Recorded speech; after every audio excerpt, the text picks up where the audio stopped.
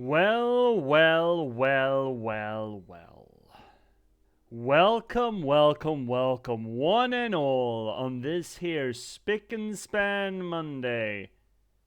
What are you doing here? It's the beginning of the week. You should be moping around by the fact that it's Monday, not enjoying yourself in front of the monitor. Come on! Hi, everyone. Welcome to this here little corner of the universe, the internet, and all things Twitch, where we do literary theory to the games that we play. That is to say, that we do close reading, structuralist analysis, deconstruction, whatever we can get our hands on, really, to try to make sense of maybe not so much what the story is, but rather how it's being told, how it works, how it functions, how it fits together. You know, who put all this spit and gum in this monstrosity? Tonight, we're going to carry on with more Death Howl. And by God, I hope we're going to get out of anger. I'm so sick of anger. I want bargaining. I want to turn my sorrow into capitalism. Please, just let me buy and sell shit. Either which way, hi, welcome everyone. Welcome Cryptics. Welcome Uni. Thank you so much for the sit rep, or the sit straight rep. And, 10 stream streak. Look at you.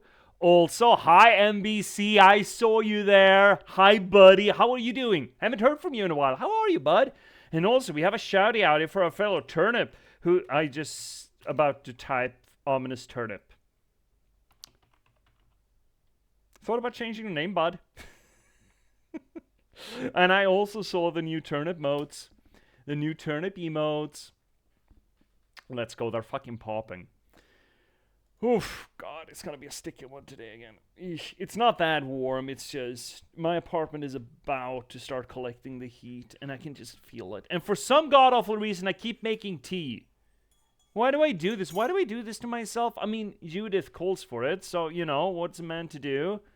But sometimes there is such a thing as too hot, Judith. You can't be too hot. Maybe just cool down a little bit. Yeah? Would be good for all of us. You know, would be healthy for our blood pressure. Just simmer down a little bit. Don't be so fucking hot all the time. She never fucking listens. She never listens. Where's me drink? I will. She's too hot though. I'll take the water. Let's see your embassy. Also, by the way, big shout out to Ominous Blaze. Go check him out. That being said, let's see your NBC. Been here in the shadows, just not reacting much to the games. I didn't know much about. Fair enough. Fair enough. Do you think that there's one of those games in the future that you do know about? What do we have? I've been thinking about what we're gonna run next after Death Howl. Well, let's talk about it later, yeah? See here, Blazy, you were thinking about being Ominous Turnip, but I'm so used to be calling Blaze, and here you're being called Ominous, so I guess we are part of the change. Also saw your new model, haven't seen it yet, bud. Haven't seen it yet. Drink it. Isn't Europe cooking right now? It's actually turning. It's turning around. Hi, TD4! Welcome to the Lurk Squad. Isn't Europe cooking right now? Are you drinking something hot right now? Number one, Scandinavia actually didn't catch much of that heat wave. We have had a remarkably cool summer so far. Like, we've barely been much above 20 until like last week. Last week, someone turned on the knob. So what, Saturday? Friday, I think. We were up at about 30 degrees and real fucking humid. But at this point, I think at the end of this week, we're going to be sub 20 again. Actually, the weather machine here, the Microsoft weather machine tells me it's 21 right now. I kind of doubt that, but by this weekend, it's going to be sub 20, supposedly, in some parts, generally speaking. So we can't really, if we can complain about anything, it's probably that it's too cold. But yeah, France, Britain, well, most of Europe, really. Continental Europe and Britain have been fucked. Like, really fucked. I saw a report about ground temperatures in France, in like Bordeaux, going up into Saharan levels. Hi, Colleen! Oof, oof, oof, oof. What tea are you drinking? Ooh, that's a great question. And I'll get to that question as soon as I do my job, which is right now to give Colleen a big shouty outy. Go check out Colleen Masters, good buddy of the channel. She's been playing a lot of Spider-Man previously, but last night I saw her play another one of the Tomb Raider remakes. I can't keep track of them, man. I don't know what it's called. Tomb Lara was doing the flippy floppies, and then she shot a bear and 2 wolves, which I take offense to, Colleen. Wolves never hurt nobody. Unduly. And what's this report of a zookeeper in Sweden being killed by wolves? But those are wolves in captivity. You know, it feels like you can't really fault people in a concentration camp for every once in a while just shivving a guard to death. You know, I feel like that's warranted. So don't hold it against the wolves, okay? All other shit you give to wolves, that's just Christian propaganda, okay? Because the wolves would not sit on command. They were the last holdout. They said, no, sir, Mr. White Man, I will not sit just because you wave your little chicken leg around. Fuck you. And the church went, well, we can't have that, so fuck you. Same thing with like crows and owls and cats and pretty much every other animal that said, fuck you. So don't pay attention to any of the anti-wolf propaganda out there. And stop shooting them. Yeah, I have wolf opinions. Apparently. All right, what am I drinking? Cryptics, I am drinking a rooibos tea with blueberries, and I think there are a little bit of either lingonberries or cranberries in it. It's really nice. It's good tea. It's none of that Lipton bullshit. It's actually proper loose weight tea. Because I've been leveling up my tea drinking. I figured that I couldn't have this glorious a tea mug without drinking something actually good, you know? But it is hot, and why am I drinking hot liquids today? It's got honey in it. That's probably it. It's got honey in it. It's medicinal. That's what it is. So how are we all doing on a Monday? On a Monday? Last Monday of June, even. So we're playing Death Howl today. Let's boot it up. Let's boot it up. And we have a amount of frustration to climb before we get done with anger. I have an anger suspicion. We're gonna try to get done with anger. We are on the cusp of getting into... where the fuck are you? Oh, right, you're in... oh, right, I'm looking at the wrong launcher. Right, you're in GOG. I keep forgetting. Even though GOG is better. I keep forgetting. Sip, sip. So, I think I might put up something on the Discord asking you what you'd like to see played next. Right, I should also swing us over to Game View. Game capture unfucked. That must be the one. We've been... I got a bunch of games that I'm looking at. The primo one is the Final Fantasy VII Remake. I think that would be an absolutely fantastic stream. At least the first one. There's going to be so much for us to dig into there with how they made that remake. But it would be a long one, and I would like something a little shorter. C got me Banishers, and that's on the docket. I don't think that's going to be terribly short, though, necessarily. And I don't really know how much material is in there. There were a few other games, weren't there? There were more. I should put up a list on what's up on the docket, really. It's what I should be doing. And I will. And I will. Worst case scenario, I am gonna default to Final Fantasy VII. Because regardless of what you think about Final Fantasy VII, or the remakes, I think we're gonna have a lot to talk about. Oh, I see a thing. You remember suggesting a bunch a while ago, but I forget where. Oof. I mean, hopefully somewhere on the channel. Somewhere. Over the rain. A fight? Why would I want to fight? That's a boss. That's a boss. Those are only bosses. Like, what's wrong with this place? I'm not dealing with that. We're trying the boss first. We're trying to beeline for the boss. Worst case scenario, we're going to have to grind a little bit. There are like 3 boss battles before we get to the boss. Let's see here, NBC. You need a database or a page. I do have a suggestion page! And then people can upvote. Oh, I don't have that. Then I have a final say and can choose a game at the bottom if you want. We do have a shortlist, actually. Actually, honest to God, on the Discord, we do have one. I haven't looked at it lately. I don't think I have it updated, but there is one.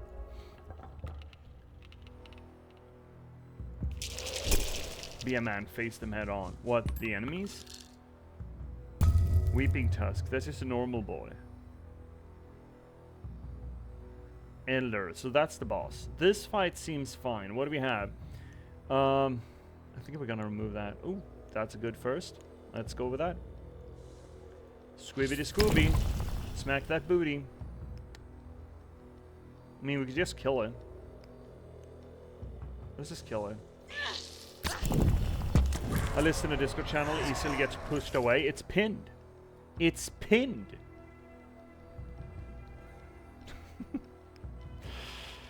Damage this turn, but that's not gonna help. And I don't wanna step anywhere because he's gonna blast me then.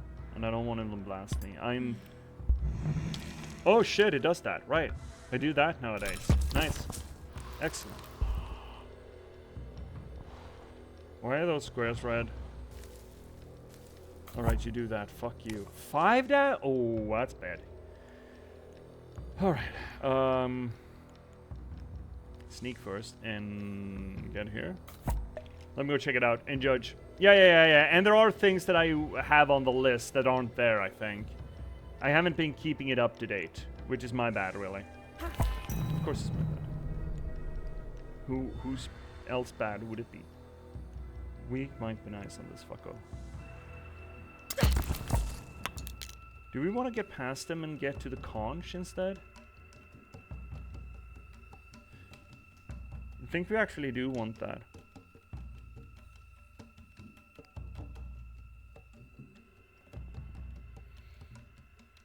What happens if we freeze him? And then sidestep and prep for conch battle? Don't dislike that.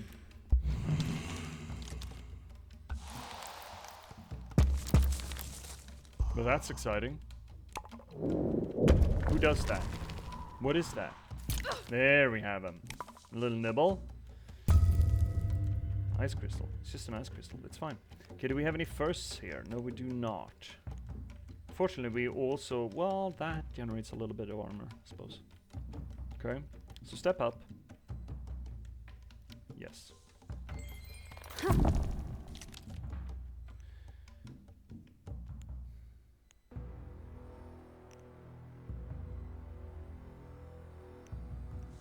Absorb power. Get a little bit of dammy bammy. Get a mana back. Let's see here, Cryptix. Maybe some of us can't read J.P.S. Have you thought about that? That is possible, and I know I'm being ableist for saying it, but you should probably learn. That shortlist is quite long. Hey, NBC, I don't come into your fucking house and start pooping on the carpet, do I?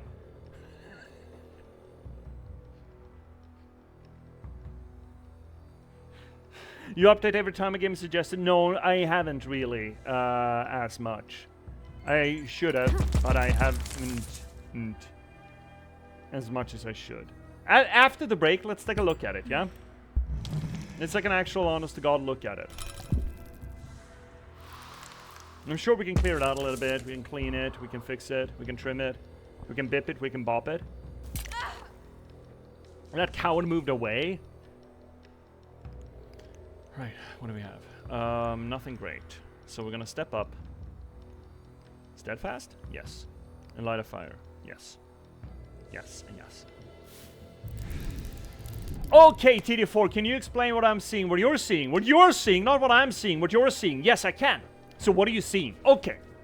Death Howl is a Souls-like deck builder that is about a prehistoric mother. It takes place about 6000 BC in Scandinavia.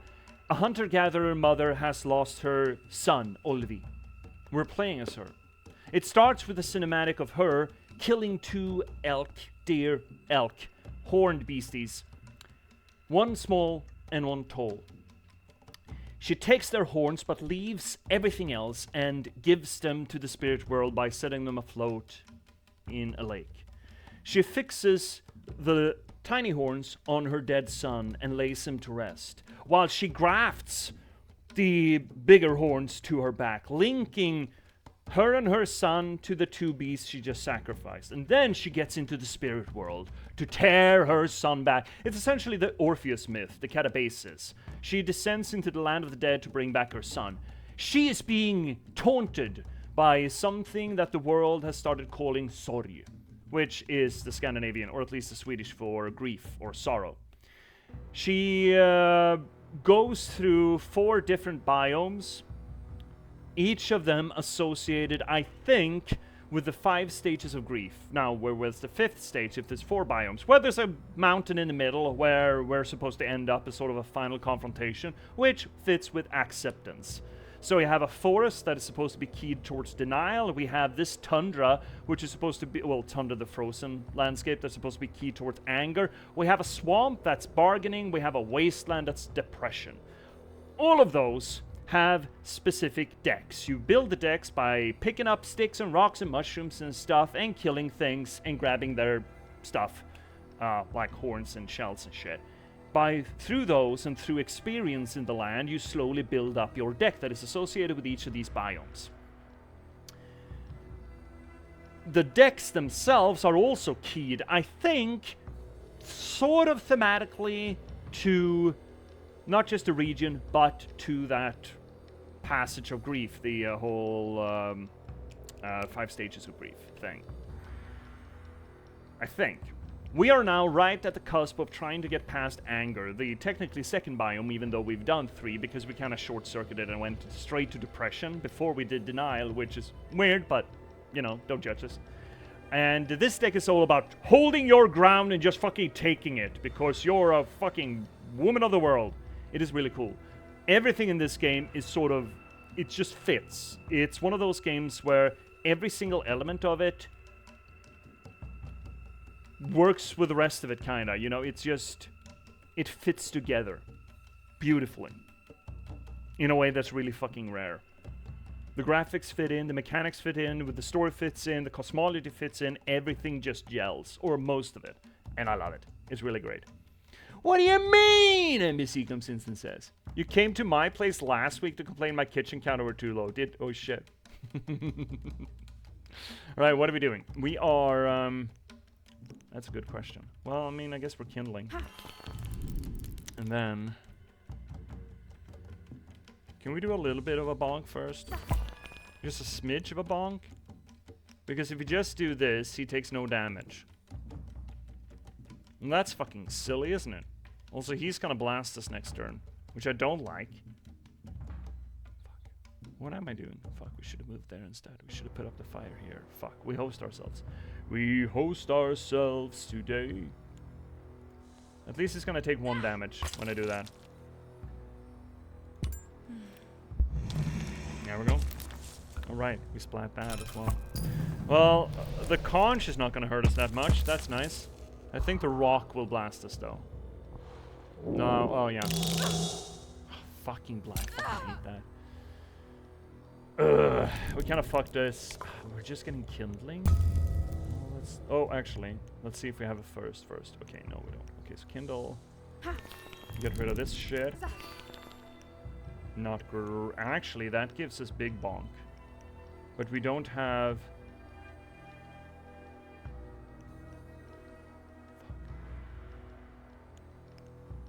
Let's fuse them anyway. That's gonna give us a big bonk stick. Alright, what are we doing? Well, he's not... Let's sidestep. Nothing here works for us.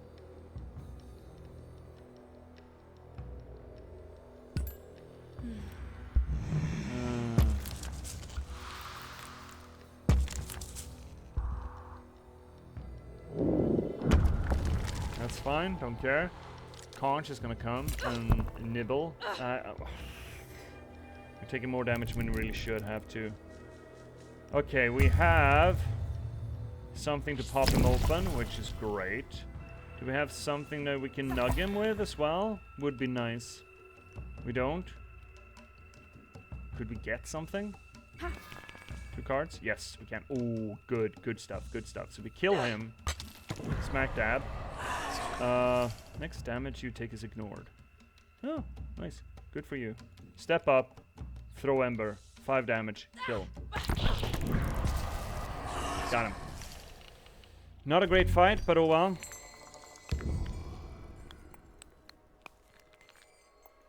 So, the worlds we're talking about here are these. 4 biomes with 3 areas of pop. We have a great spirit that we're supposed to interact with, that are supposed to give their support for us to walk up the Howling Mountain, the seat of sorry, or sorrow itself, and steal away the soul of our dead boy.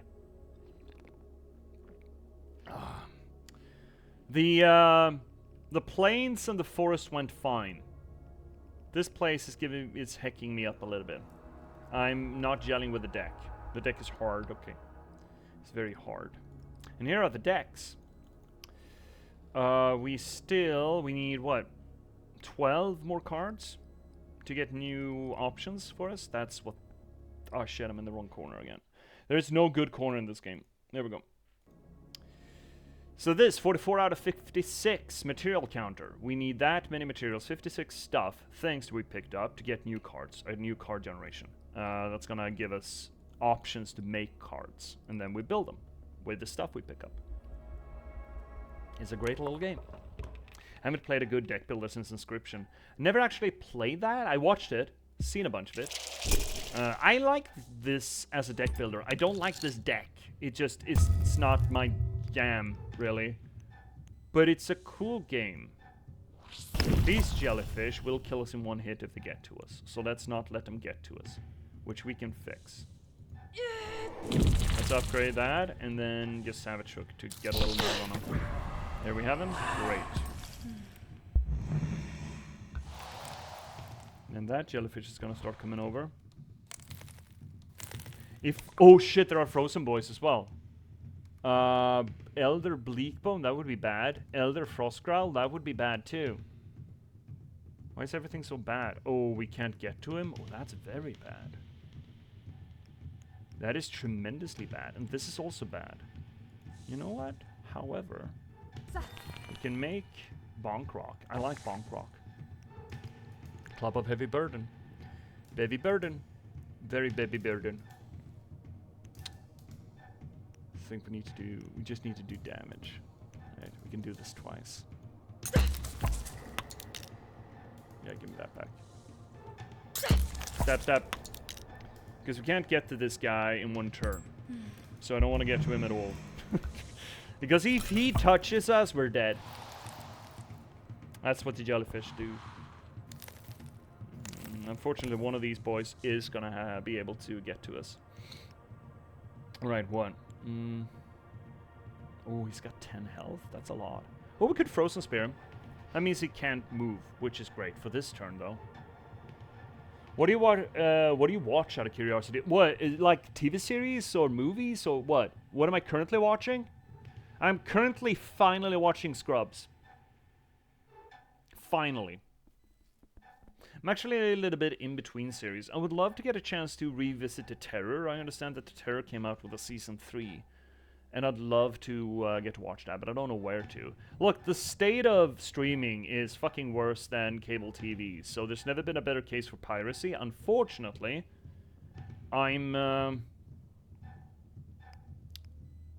guess I'm in between shows, as it were. Let's do that. To the Jelly Belly. So he can't touch us. And then we are getting armor, which makes this free. Could blast through all of these. I don't dislike that. So step up. Yeah. Step up. Burn both of them. You watch too much anime? I keep saying that I don't really watch anime, and it keeps kind of being true. But it's not like well, there are parts of it that I kind of fucking loathe. Oh shit, now he moves even faster. Now he moves 3. We need to deal with that. Fuck. Dogs up. Now he moves 3. 1, 2, 3. Oh shit. I thought this fight was gonna be easy. Boy, was I wrong.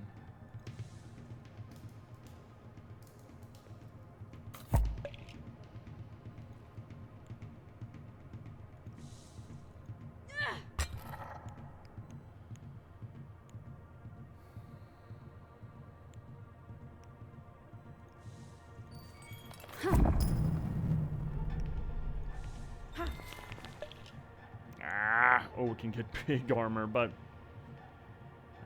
we don't really need it though. We need damage. Shit. 1, 2, 3.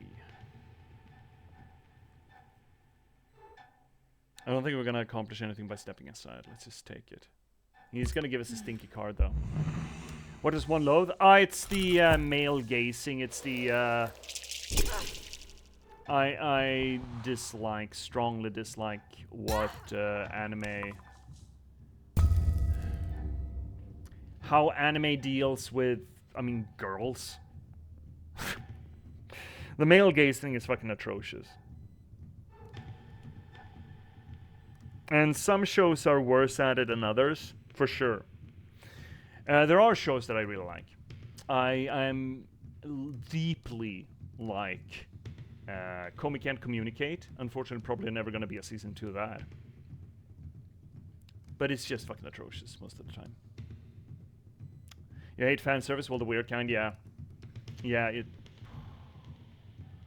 makes me feel so fucking bad. I really dislike it. We don't want to pop that. Let's just... We need to deal with this guy. I'm afraid I don't quite know how, though. Do we have enough damage on the board? We do.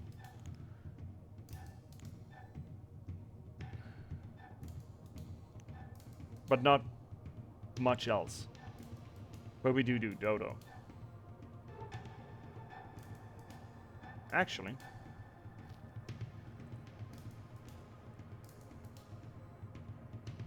We might even be able to avoid getting hurt here. So we do that. We already stepped our free step though. But we get 3. Ooh.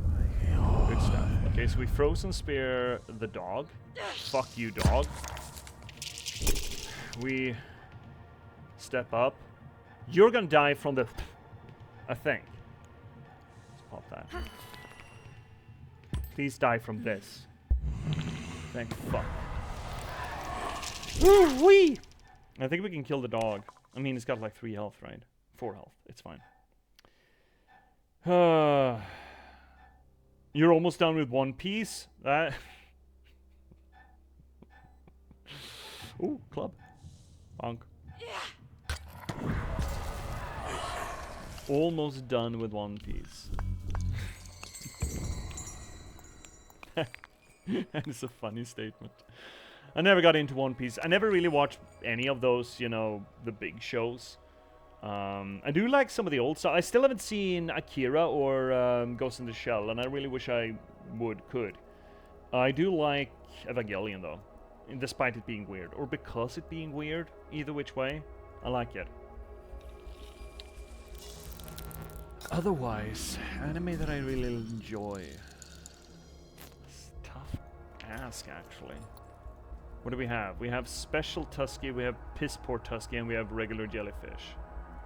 I mean, we're gonna have to. There's a safe spot right up front. Code Gaze has a really good ending. TD4, it's funny that you mentioned that. We have... Well, you saw what we did last night. At the end of the stream, or we showcased it at least. Last week, on Rule 34 Roll, our resident anime consultant, Confused Bun, she mentioned Code, or actually Code Gaze came up. Neither me or Finnick knew anything about it, and she explained some of it to us.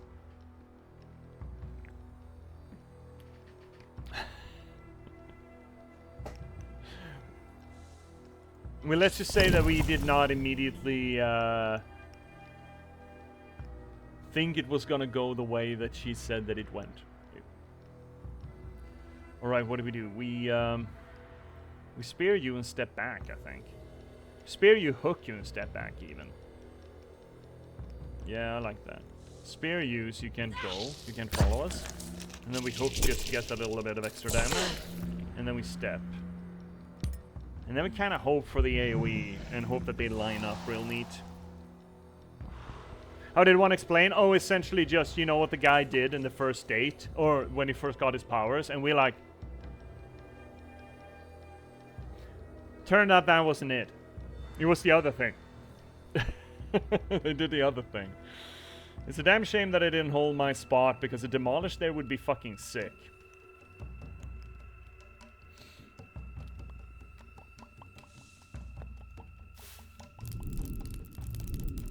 Through embers isn't bad though. I wish I could get myself some good armor.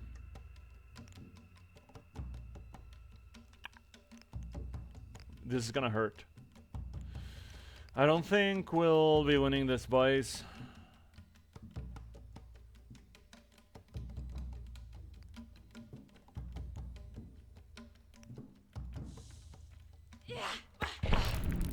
Don't think we're gonna be winning this.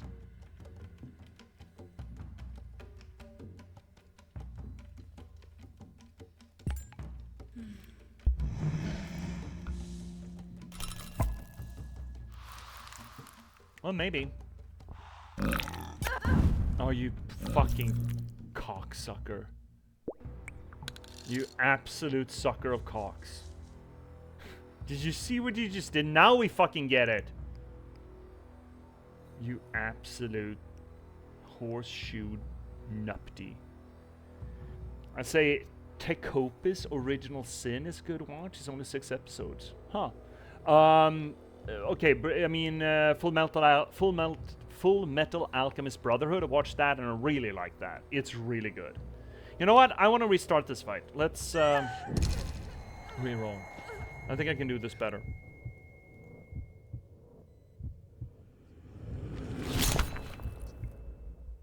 Oh, that's so far away, my little souls. My little souls. Shadow Thrust. Still open the same way we did. Kind of, sort of. Yeah, it's about the same. Is this not the same hand? Doesn't feel like the same hand. This is not the same hand, is it? Surely doesn't feel like the same hand. Is this the same hand? I don't think this is the same hand. Huh.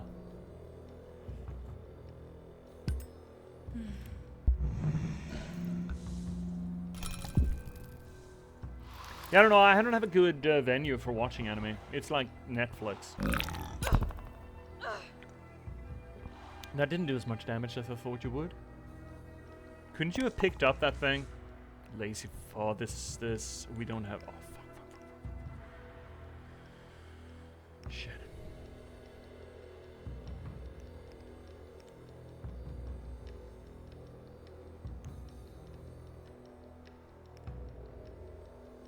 We kind of have to pull this right. We have no way of generating armor. So let's just fucking go. And now I don't think it matters. Okay, move 3. You're gonna get to us no matter where we go. Okay, great. And we're gonna take that damage. And we're gonna like it too. Katabasis Original Sin. It's just this original symbol. Okay, so immediately just mentioning original sin as part of a title, and especially with anime, makes me leery. Partly because I'm a godless heathen, and I take umbrage with the Christian cultural heritage.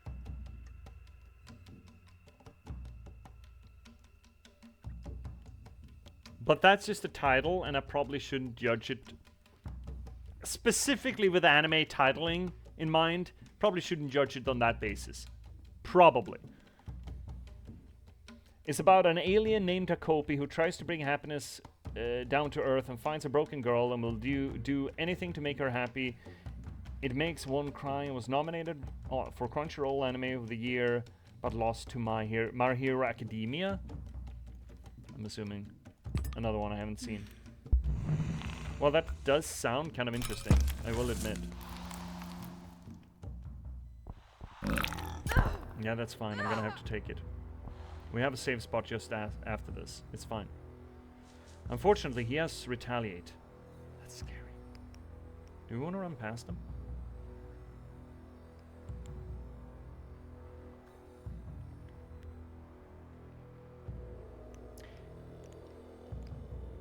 We can't kill him, right? Can't kill him either, to be fair. Could tank up pretty well, but that's about it.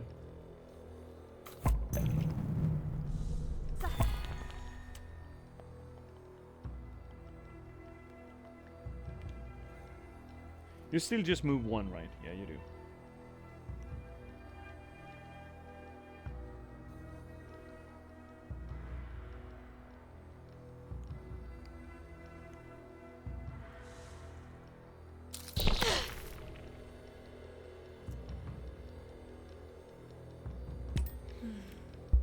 Unfortunately, we didn't get that damage, but oh well.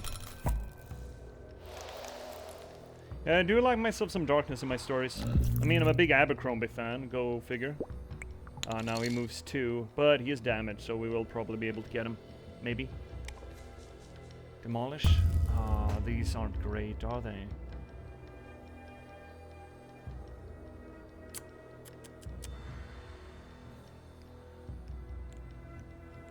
Don't have a lot of fun stuff here. See if we can pull something fun. It's not that fucking fun, is it?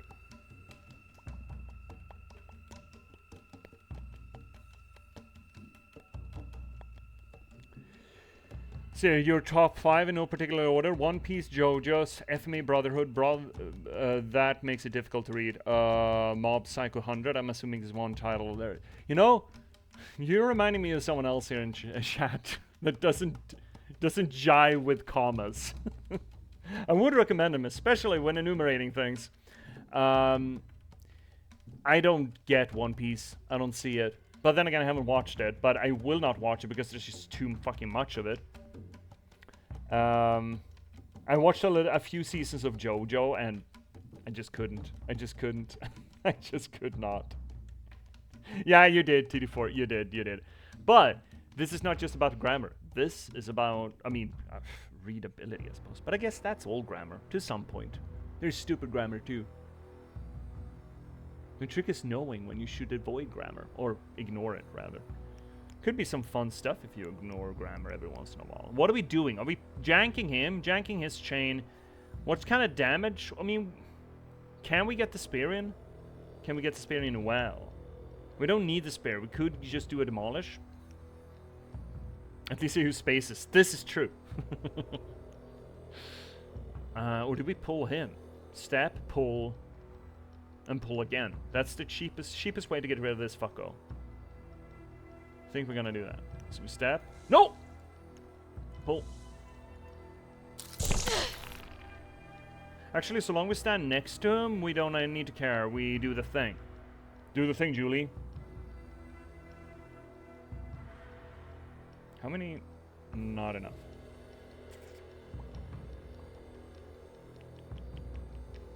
He's gonna hit us no matter what, right? Probably.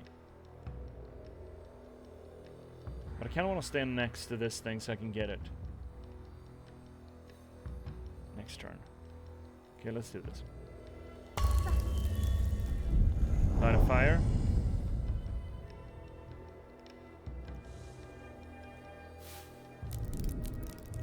Warm thoughts. Pull 2 more cards. Why wouldn't we? Just we drew an artifact card. Okay, we're fine. So we pop the jelly. Woo! And you're gonna get a hit on us. It's gonna suck, but it is what it is. It's fine. We can take it. I think. Maybe. We need to pick up the Death Howl. Ooh, that's a good one. That's a lot of dammy. 13. He's gonna retaliate, though. Still, though. Damage and armor. I think we're kinda gonna have to take it. Yeah. Ah, shit, 2 damage. Fuck.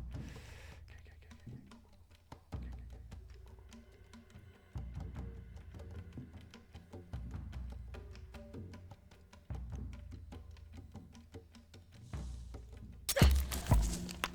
Right. He's gonna bite us immediately. Shit. Okay. Actually, no, we killed ourselves here. We died. We just died. Right now. This moment is the moment we died. We fucked up, Chad.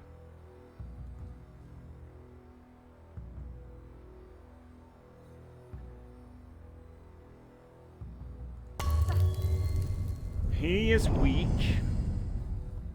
But if he knocks us into a wall, we're fucked. I think we're fucked any which way. That armor's good, though. That might save us that. That killed us.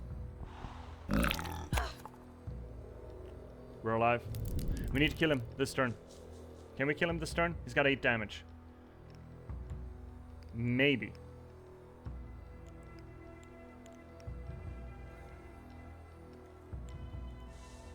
Maybe.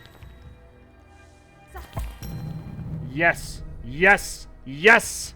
I have a... Oh shit, he retaliates. We're host. 4, 2, 8.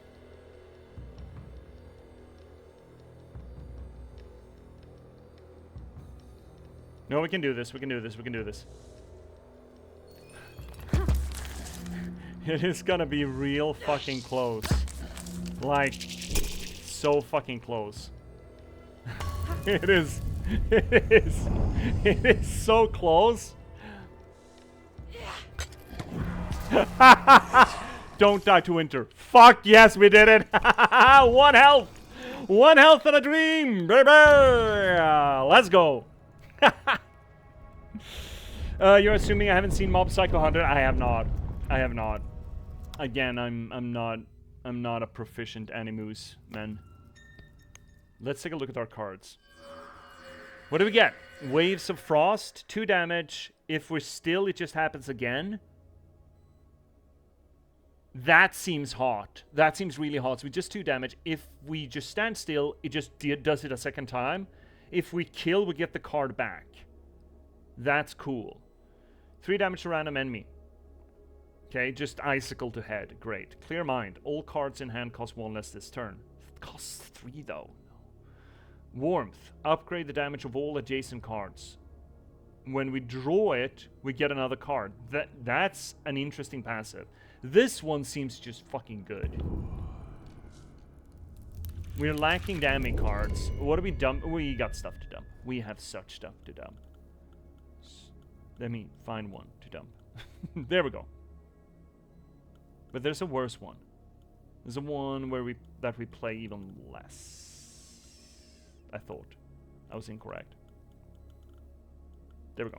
It's gonna be fun for you if you're new here to get to see us building a deck from scratch when we get into Waters. I think we're gonna get there. I think we're gonna get there. What else are we building? That is interesting, but it's too expensive. There's no use drawing cards if we can't play cards. No, that's it. Okay. Step up to the plate. Nom nom nom nom nom nom nom.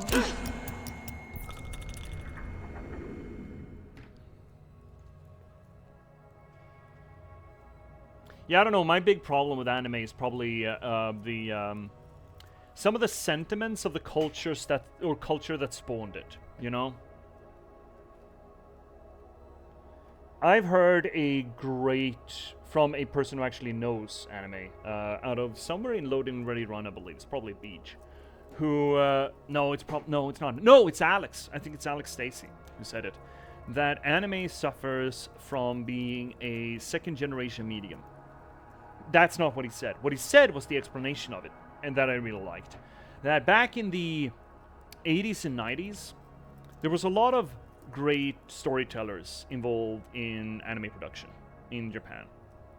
They were fantastic. They had a vision, they had an idea, and they had a great story to tell, and they used the media to great effect to that length. Then a lot of people grew up with that media in the 80s and the 90s. And those people grew up wanting to be animators, storytellers as well.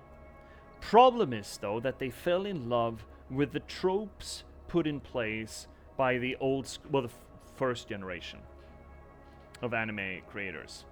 But they don't have anything new to say, they just want to say their version of that material. So what you get is a repeat of the tropes without understanding what the tropes actually are or what they mean. So they just rehash the material and it just loses in translation over and over again. It kind of becomes the copy of a copy of a copy kind of thing. You see the same thing in other pieces of genre fiction or stuff, media. One example that I keep coming back to is fantasy, like regular Western sword and buckler fantasy. So this little guy named Tolkien came along. He built a fantastic world, got way too much into the source, way more into the source than he ever needed to, and then wrote a few books to sort of validate all of the backstory that he's built. Now, I'm on the record saying that I don't think Tolkien is that great of a storyteller, but he's a great world builder, don't get me wrong. Here's the thing though, all of his little races that he kind of stole and made up, some of them he made up, some of them he just stole. All of those things represent stuff. Like, there's a reason why the elves and the dwarves hate one another. It is the old money aristocracy and the new industrialized, not working class, that's not who they are, but rather the new industrialized big men, new money, essentially. They hate each other. Old money and new money hate one another. You have the little people that are just living off of the land, you know, salt of the earth kind of people. That's the hobbits. Really have no place in the grand scheme of things, and they feel out of their weight class. But still, they are the ones who can actually change things. Then you have the great industrialization of, well, National Socialism, for example, trying to steamroll the entire world by the power of industrialization. That you got Sauron, you know. All of these little things are in reference to real-world analogies. Now, I know that Tolkien is on the record saying that he hates the idea that his work is some sort of symbolism to it, but it does. It is. It means things. Now, the problem is not that. That's fine. That's pretty good storytelling, actually. The problem is all of the people that came after Tolkien saying, hey, I want to write about elves and dwarves and hobbits too. And they recreate that, but they don't understand why those tropes are in place. They recreate the tropes without understanding them.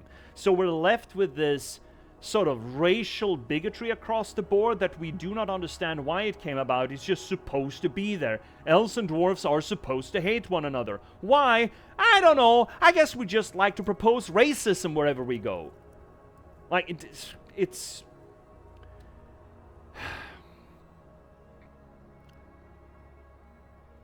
it's a problem. Not understanding the tropes that you're dealing with and you're working with. And a lot of storytellers just pick a ready set case of building blocks with descriptors on them, like, oh, here you have an elf. The elves should be this way and they should think these things. And they just plug it in and don't shed a single thought about it. They just move along. And they create substandard stuff because they don't understand the pieces that they're working with, or they don't adapt it, or they don't create something new out of those pieces. They just sort of rehash the same material. Not all of them, obviously. Not all fantasy writers do this, but, you know, a non-zero amount do it. Sorry. I'm stepping off the soapbox. Well, let me catch up with chat, because I haven't. Let's see here, TD4, vis-a-vis Mob Psycho 100, is a comedy action shonen, don't know what that means, about a kid named Mob, okay, with psychokinetic powers and doesn't know how to format his emotions, kind of like Sunny, huh? But if enough emotional pressure will overflow and a single emotion meets up with the powerless that should be some commas. And then he meets up with a powerless teacher named Reagan, okay, who makes Mob think he has powers and uses them to exercise spirits in a similar art style. One Punch Man. Oh, that's a show that I probably should watch. It's a quirky cast of characters. Let's see here, TD4. J.R.R. Tolkien was so influential, I had a column in my history books. Yeah, he was influential. Now, a lot of people were influenced in a way that doesn't help the media and didn't help them as storytellers. That's not a knock on Tolkien. I could knock other things on Tolkien. But that's kind of what I'm saying. He's a little bit too influential. People have taken too much out of Tolkien and just assumed that that's just how fantasy should look. Like, there's a reason why we have, why we just sort of haphazardly refer to swords and buckler or swords and shield. Sword and board fantasy. It's the elves, the dwarves, the orcs, etc., etc., etc., and everything is just set. You just change the names and a little bit of geography, but otherwise everything is the same. D&D does this. But then again, D&D is kind of made to enable you to recreate your own fantasy, and your own fantasy, most people do this in their own headspace because it's their reference point, and that's fine. So I'm a little bit more understanding of D&D doing it than other proper storytellers. But yet again, D&D is a tool for other people to tell stories. It's not as much telling their own stories. But that's not even completely true either, because they're... Hi, Finnick! But doesn't that lead into death of the author, you interpreting his work while he expressed that it shouldn't be viewed that way? Yeah, it does. Absolutely does. Hi, Underdark! Hope you're doing well, buddy. How are you? Yeah, you're absolutely right, Finnick. It leads to death of the author. The death of the author argument is not without merit. It's even the argument isn't good. It's a good lens. It's a good perspective. And that perspective has a lot of validity. It is very useful. I don't like how Roland Barthes put it across at all. But then again, he was a humanist, so his job was to argue his point, not to prove it. So I don't really hold it against him either. But I do not agree as absolutist as he did. But yeah, I don't think... Look, if Tolkien argues that his world building wasn't at all allegory, he's a lying piece of shit. He's a liar. It just fits too well with his contemporary world and everything. He's just a lying piece of shit. In that case, he got inspired, he wrote it down, but it didn't have the intellectual introspection or the intellectual honesty to fess up to it. If that's the case, that he argues the point that it's not symbolical.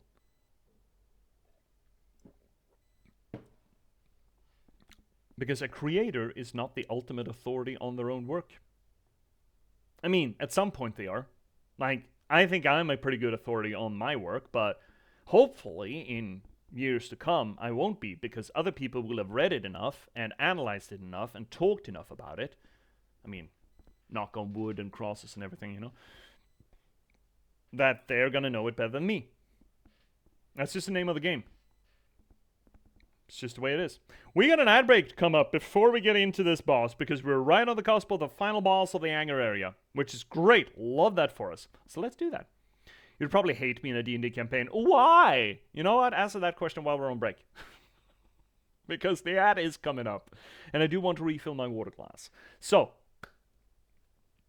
we will see each other shortly. If you get ads, tough. If you don't, you get a sweet tune by our good buddy, That's So McDaddy. That we are part of a D&D campaign of. He's running a D&D campaign. It's going to be coming around in a little less than 2 weeks. And I'm so excited. I'm so fucking excited about it. Let's talk about more after the break. See you soon.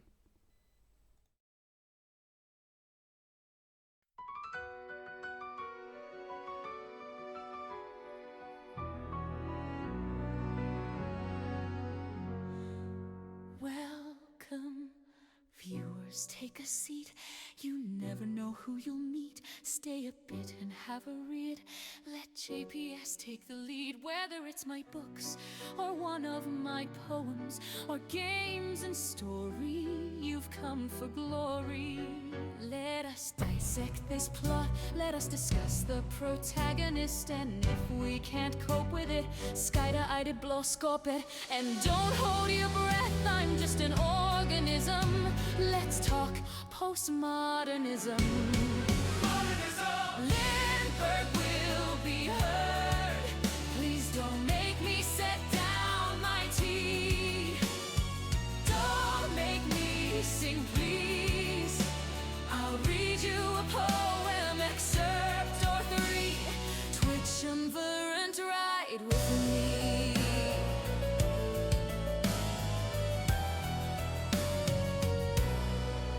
Let me rate your game's toilet is their light and TP. I love playing D&D. Why do all these bottles scare me? Signalis is in demand. See me return to the Obra Dinn. Take Max Payne by the hand and catch me in Morrowind. And don't hold your breath, I'm just an organism.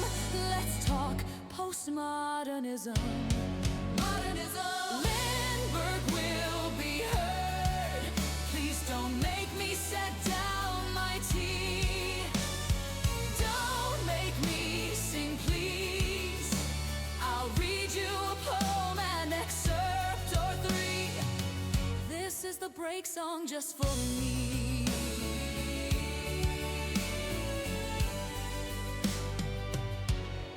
Have you seen luck like mine? They say my books are quite fine. Forks on forks to boggle the mind. Sly like a fox, check out the last box. Please see my patchwork sovereignty. And if you thought that was all to me, my latest release on air, The Girl with Raven Hair. And don't hold your breath, I'm just an organism. Let's talk postmodernism.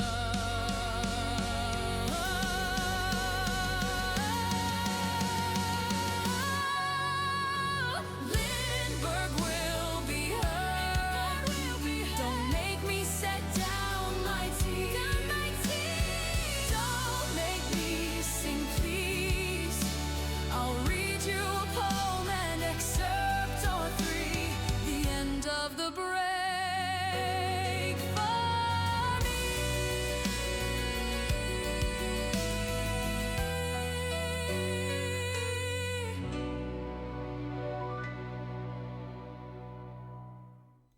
And there we are. Right back at it at Krispy Kreme. Oof! I just poured another gallon or so of ice cold water on my wrists, and I'm feeling fine. Ugh. You end campaigns? Why would you do that? Because it's so fun to play. Before we were nerfed, you were obese with predigitation, love exploiting spells. I like using them off-label.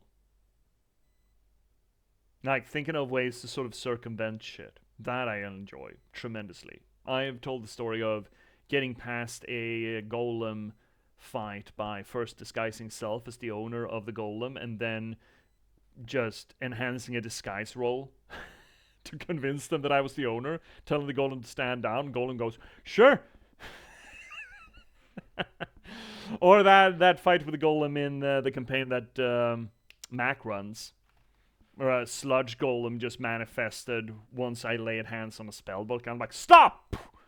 Cast a chill touch on the spellbook, and the anchoring spell for the golem just burst through half the book, which sucked, but, you know, still. So, speaking of storytelling, might I remind you all to go check out The Girl with Raven Hair. Watch streak 80 streams, Underdark!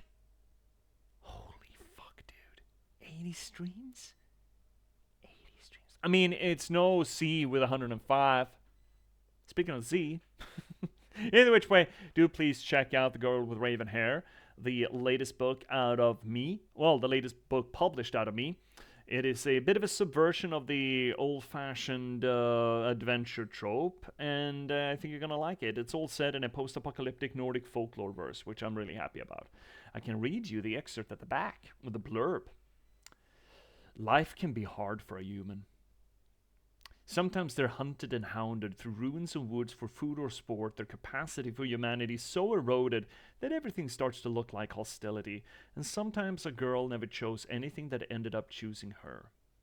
Sometimes hearths and hobbies are shut and lost to them, they're left to pilfer and scavenge for anything to call their own, and sometimes the best thing a vagrant can dream of is to remain uncolored.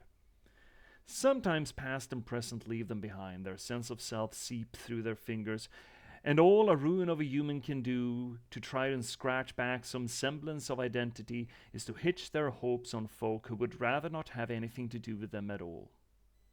Sometimes a king with no kingdom, a rogue with scruples, a runaway with no runway, and an amnesiac with nostalgia get caught in each other's orbits through no fault but their own, and someday this will be their story. Please go check out The Girl with Raven Hair. If you need any help finding her, there's a link available down below. It's going to get you to J.P.S.publishing.se. All right. You know Crown of Madness? Yeah. I mean, not intimately. I know of it.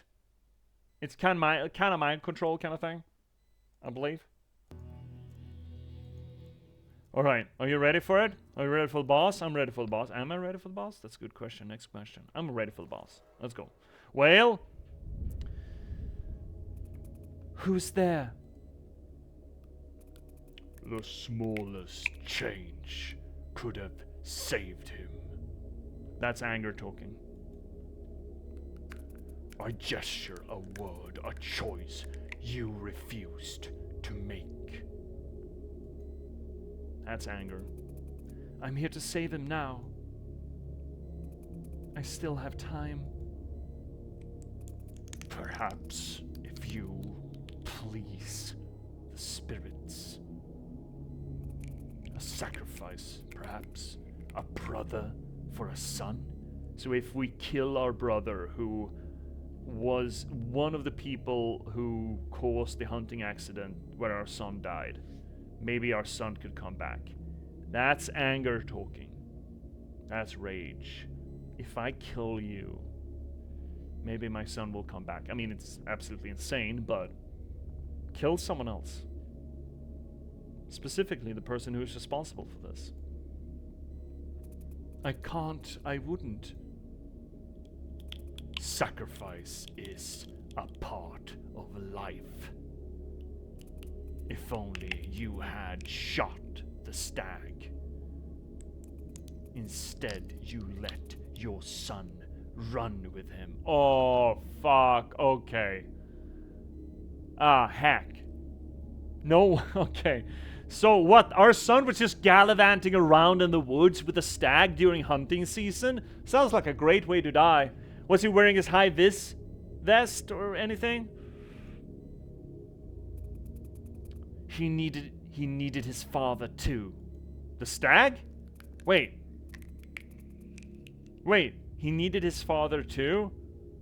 Did you fuck a stag? Ro, did you let the stag impregnate you? Kinky.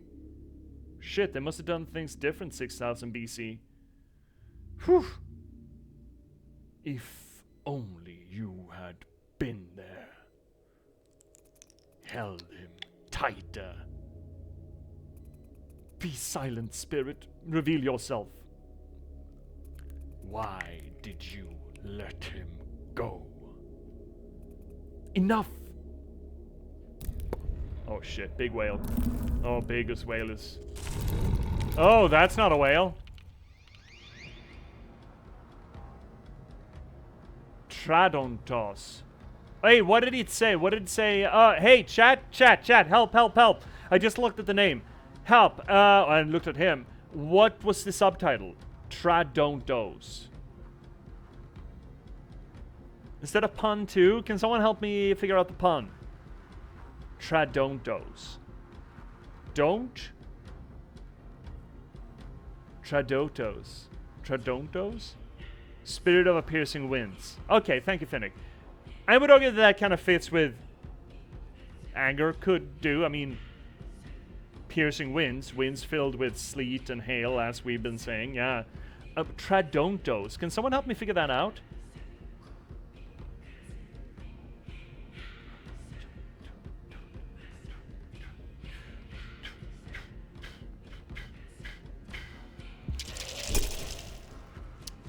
Tradontos.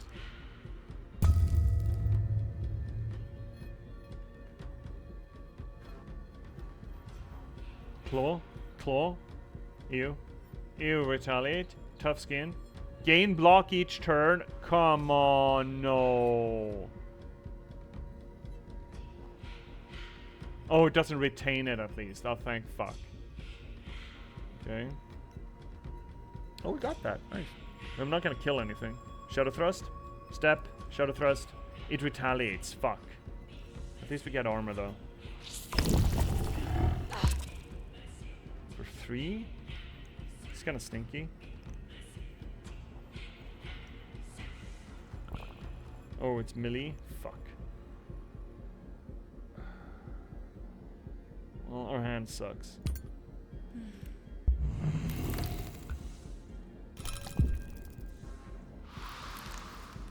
Oh, we need our fire going. Oh, you're gonna spurt out of your blowhole? Fuck, everywhere is a sucky place to be. This is the least sucky place to be. Can I get there? Not really. Not well. Could just blow this and sidestep. Yeah, it's not bad.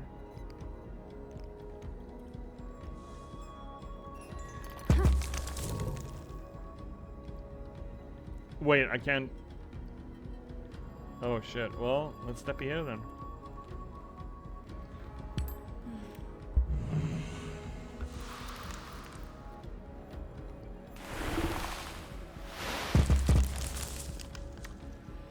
Wow, look at you.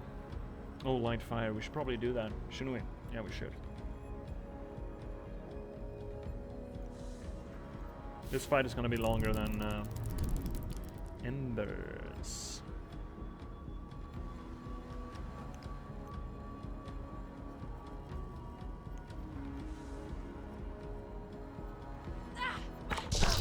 Don't like using health like this for a for an attrition fight, but you know. Oh, you're gonna retaliate, you fucking nugget.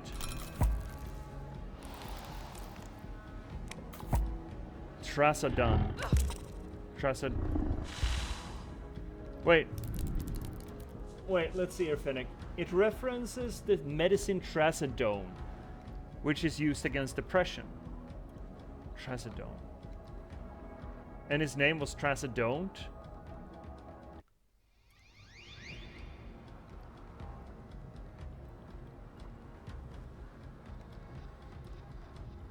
I wish I had paid more attention this way when we interacted with the, the plains boss. Right, what am I doing? Don't like to retaliate without... Why am I not picking any cards that gives... Doesn't count. Are we just stepping up? I wish... I want to do it some damage. Fuck it, we're just stepping up. Just in cases. Oh, that's fine, apparently.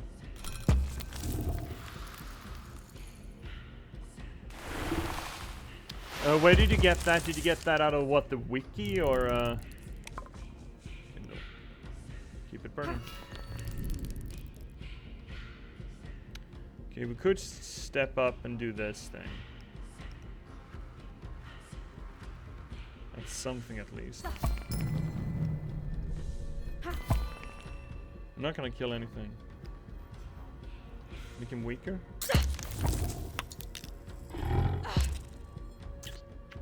His name is Tradontos. You should search for something similar. Tradontos. Let me take a look at it.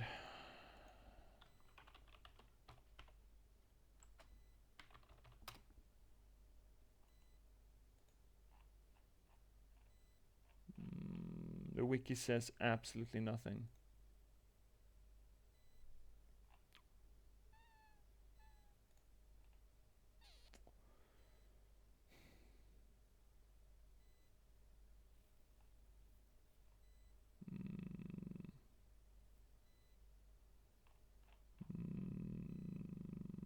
Yeah, I'm not seeing anything.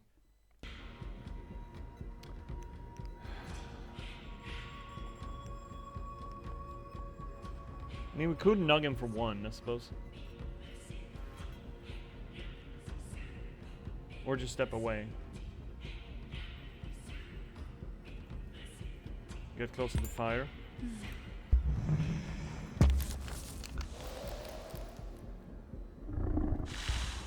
Oh shit. Kindle, that's all? Drawing cards is too much to ask? Fine. He's not weak anymore.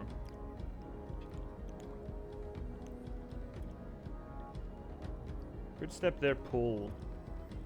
Oh, what does that accomplish? Nothing really. Could start nugging away these things, I suppose.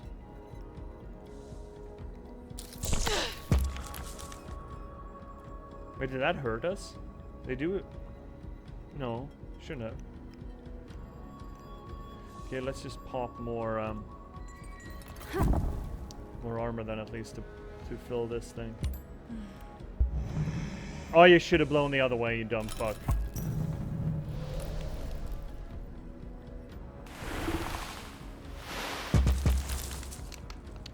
Too many fucking rocks all over this place, man.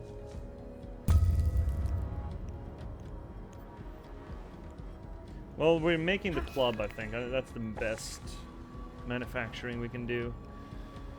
Oh, shit. These are good cards to get them. This is a good one, but I don't like losing health when it's a attrition fight, you know?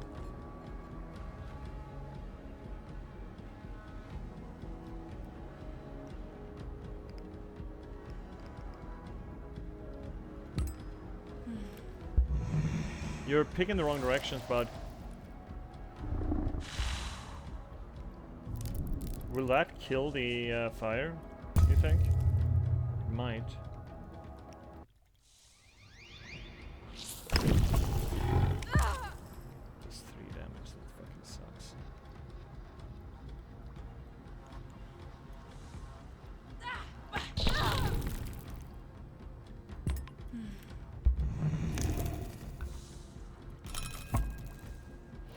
I don't think we're gonna win this first time around. Oh, you gotta be honking me. That does not kill the fire, interestingly enough. Or did it? No, it didn't. Yes, it did. No, it didn't.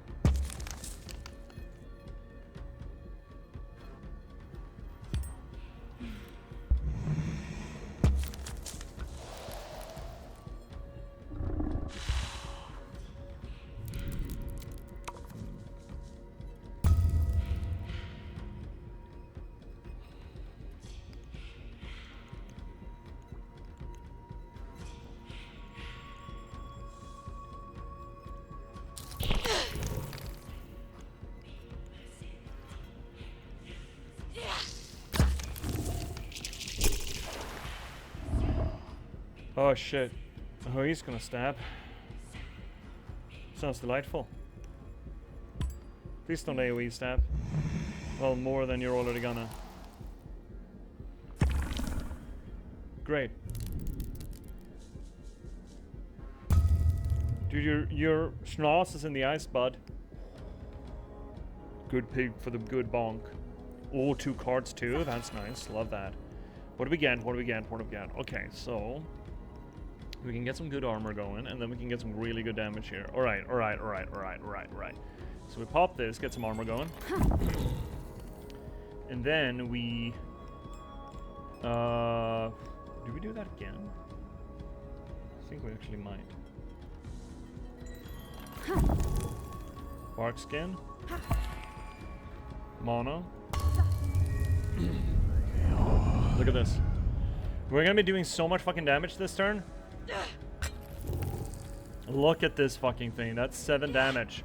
That's big fucking bonkers. Look at that. Look at that.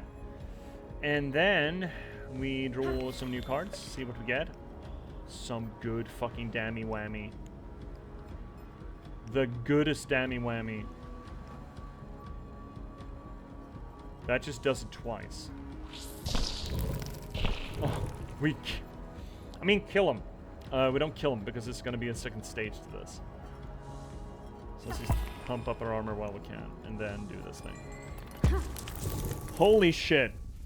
Holy shit, that's a lot of damage. See, when this deck pops, it pops, but... Oh, kill the mask, we did it. When this deck works, it works really well, but... It's kind of rare that it does. You were right. We cannot know the future. We cannot change the past. You are a good mother. Will you help me then? You must make a sacrifice, as I sacrificed my mask. Okay, so that's not fair. You didn't sacrifice the mask, we beat the shit out of it. That's not the same thing. Your white cloth. I wrapped my son in this cloth. Here, take it. Let the flames take your cloth. Let the smoke give you courage. So what, we sacrifice the shroud? Or maybe just a bindle. My mother made this cloth for me to keep me warm. After her death, my father started to drift away. Soon after, a forest spirit came to me. It offered me a child. Oh shit! She did get knocked up by a stag. Let's fucking go, Ro! Don't let the fucking Darwinists tell you that you can't. Doesn't that mean he kind of belonged here anyway? That the son kind of belonged here from the beginning? My Olvi. My little boy. Thank you for that memory. It will stay with me. Now, breathe in the smoke. Huff. Huff, fuckers. Burst of ice. Good range. Frozen 2. Exhaust. Cost 1. That's a pretty hot card, actually. I don't mind that card. Kinda like that.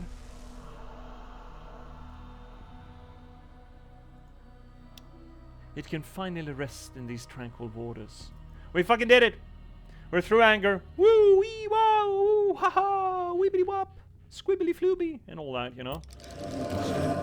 That's all the cool kids say, you know, squibbly flooby. We do have some stuff, but I feel like I don't want to do that now. Maybe we'll do it later. Maybe we won't. Maybe...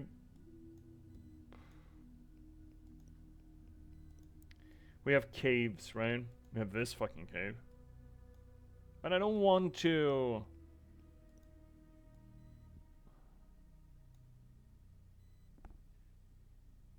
What do you think, Chad? Hi, Slick! Squibbly Fooly. Did I spell that right? Sure. Sure. Let's go with that. So we did it. We did Glacial Mole. We did the big boy. Tradontos. We did it! Yay! We got a new card. We got this. Ooh-wee. That's actually, I kind of like that one. We haven't gotten the Pine Cone.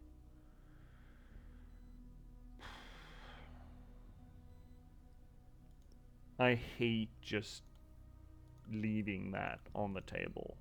But I also don't want to play this deck anymore. Maybe we'll get back to it. Maybe. So we have that cave. We have some fights here. We have another few caves, I believe. Other than that, we're pretty clear. So we have some caves. We do have a Filgui in this cave as well that we haven't gotten. But do we want to say fuck it and just move? You know what? I want to say fuck it and just move along. So let's fuck it and just move along, shall we? Yeah. Yeah. After all, why shouldn't I fuck off and move along? Wait, what does that do? Why do we have a number over us for once? We've never had that before. Shadow Thrust? Stop! Do we pull the dog? There's no grand reason for us to pull the dog right now. Can we get one more point of armor? No. Damn shame.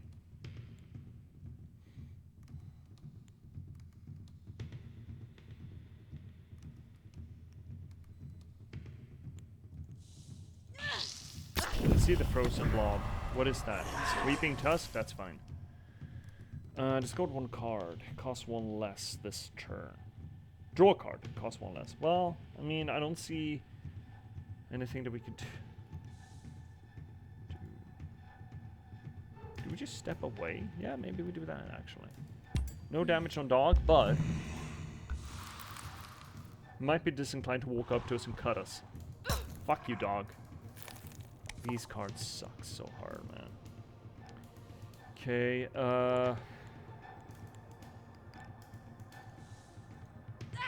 make sure he doesn't get us. He's just gonna probably do a little thing. Make a little love. Get down tonight. Get down tonight. Draw 2 cards? Why would we want that? Can't do anything. Can we crack that ice cube next turn? That's the question here. Maybe. Oh, with the throw embers, definitely. 6 points of damage? That's a lot. Do we just kill the dog instead? You know what? I think we do. Step. Throw ember. Kill dog. You gotta go, Finnick. Have a good one. Have a good go. Okay, and now what do we do? It would be nice to actually prep with a little bit of armor. Because he is gonna pop, but it's fine. It's just a Tusky boy. It'll be fine.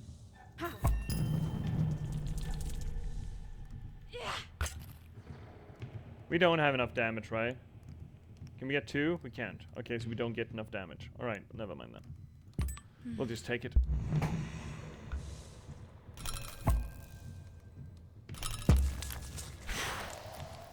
We could take enough damage. Oh, well, lucky us.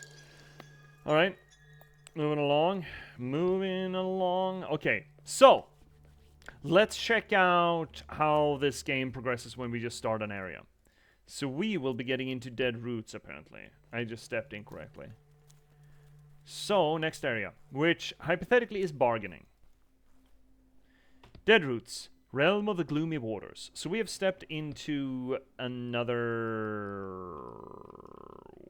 There we go. Another realm. With another spirit. So here we had Denial. Fit really well with the deck, with the discard deck. It fit really well with the boss. Catharsis. It just hit right.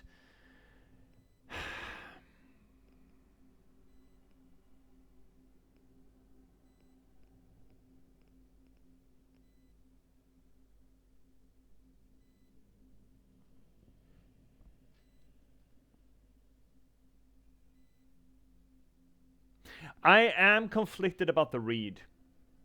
About what is what here. So, what I'm thinking, I'm still liking the basic idea, is that the cosmology here is based around the 5 stages of grief. That is denial, anger, bargaining, and depression, and finally acceptance. We have 4 biomes, 4 spirits, and then 1 final confrontation. And the 5 stages of grief is not so much 5 stages as 4 stages before you get to the end point kind of thing. Now, technically, they do not need to go in that order, necessarily. It's just the order they're presented in and the most common presentation of them. We like this for denial. Discard deck, just saying, no, I don't want this deck, I want another deck. It just works. And the boss being Catharsis worked really fucking well for the read that's denial. The Gloomy Waters, I strongly believe, is gonna be bargaining. The core of the deck, from what little we've seen, is that it is I'm gonna pay life to do a thing. Which seems to me like an exchange, right? It's bargaining. We're gonna see. We have only really seen 4 cards in the deck, so you know, mileage may vary. The question is these two: the Realm of Piercing Winds and the Realm of Hostile Plains. Now, the Realm of Hostile Plains was a speed deck, aggressive, move around a lot. That fits into anger. Desolation and Withered Memories, the names of these two planes, seems to suggest depression more than anger to me. Maybe Desolation though could be anger because you've torn anything to bits. Can we take a quick look at what the name of the boss is?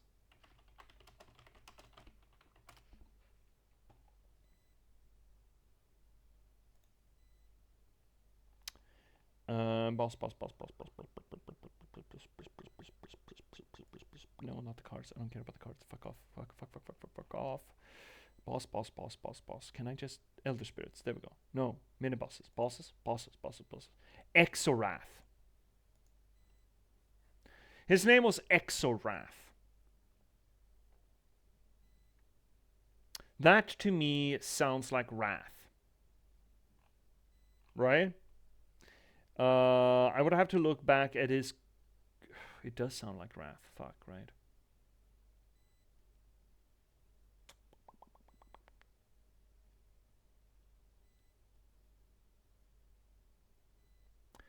So maybe that would be anger. So what? Denial, depression, bargaining, anger? It might just be the stages in which...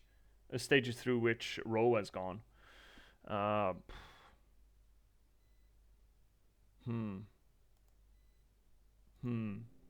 Either which way, we're gonna get into this area, whichever in the order, which I think is bargaining. If we take a look at the cards, these are the cards that we have so far. They are very cheap, all of them. Interesting. So we have here move 3, we lose a health, and triggers if anyone is affected by poison. If someone is poisoned, we get it back. We also can do poison dart. We put poison on someone, and it's a ranged one. It's free. That's insane. Shield of Torment. We lose 2 health, we get 2 armor, and if anyone is poisoned, we get 2 extra armor, so 6 armor for 2 health. Then Open Skull, we do 3 damage, we push them, we make them fragile, which means to say that they take double damage for 1 turn. And if we've lost any damage this turn, any health this turn, which would function well with us just choosing to lose damage, we fill 1 mana. I think I might like this deck. I think it's going to be weird. I'm not a big health trade McGee, but it could be cool. I think I'm going to like it more than the Rage deck or the Depression deck, the Ice deck. Either which way. So that's what we got on the board. We need to switch up our deck because we can't use this. We want Gloomy Waters. Unfortunately, we need to set this thing up. Let's just remove everything. Start from scratch. So, unfortunately, we're going to have to start from scratch, as I said. Let's just put all of our shit cards in there. All of our garbage there. That's the 17 cards. I like this one. Maybe bring the Filgwe. I do like the Jumpy. Jumpy Bumpy. Is this pull good? Hi, Scarba. Pull of what? I don't see it. You want to make a poll as to whether or not that poll is good? Fine. How do I do that? That's the poll? Okay. Fine. Then I just need to learn how to make a poll. Do I just poll? Yeah.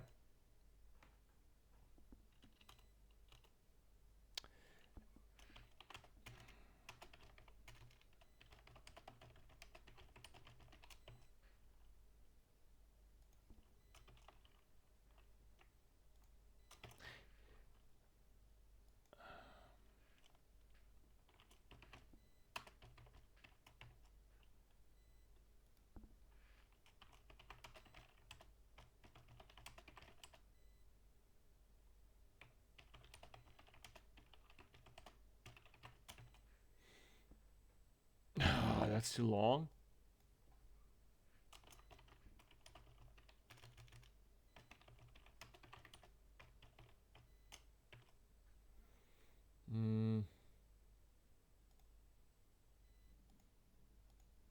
There we go. You got it. Right. Well, at least we have a full deck. At least we have a full deck.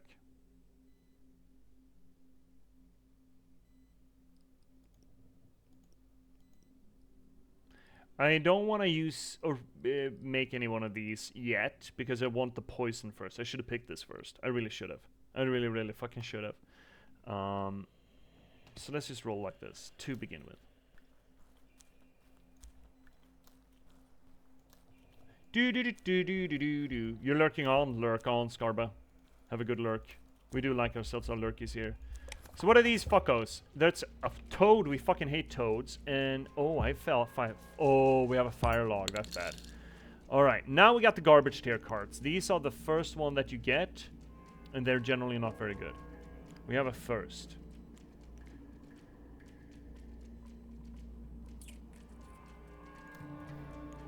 So we use the first.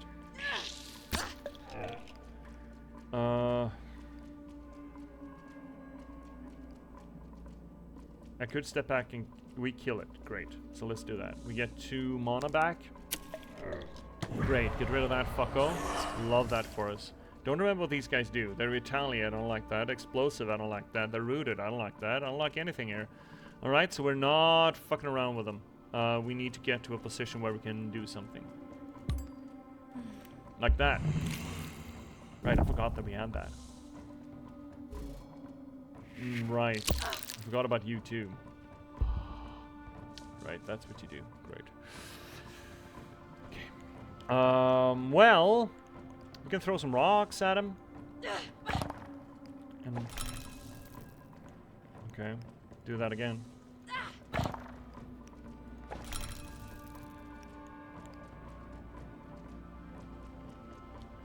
Free step, fury strike, step away. I like that.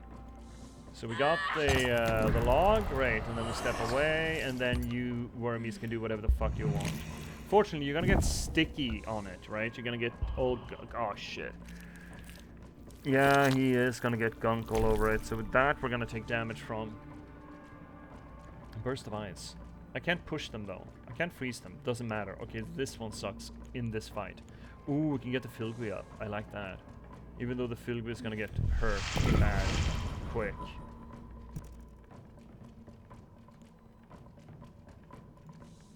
Pop this. There we go. Ah, shit, we need... Ah, we fucked up. We fucked up. Oh, if we keep it, get armor. Oh, well, that's even better. Excellent. Yeah, you got poison on you. You got stinkies. How much does that hurt? Oh, a lot. Shit. Okay, that's not bad. Shoot.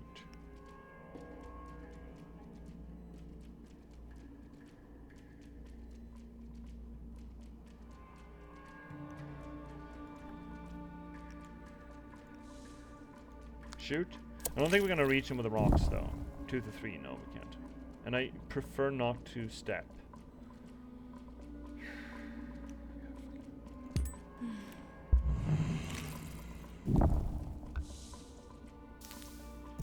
Yeah, the Filgui is not gonna be for long, but he is doing some damage, which is good.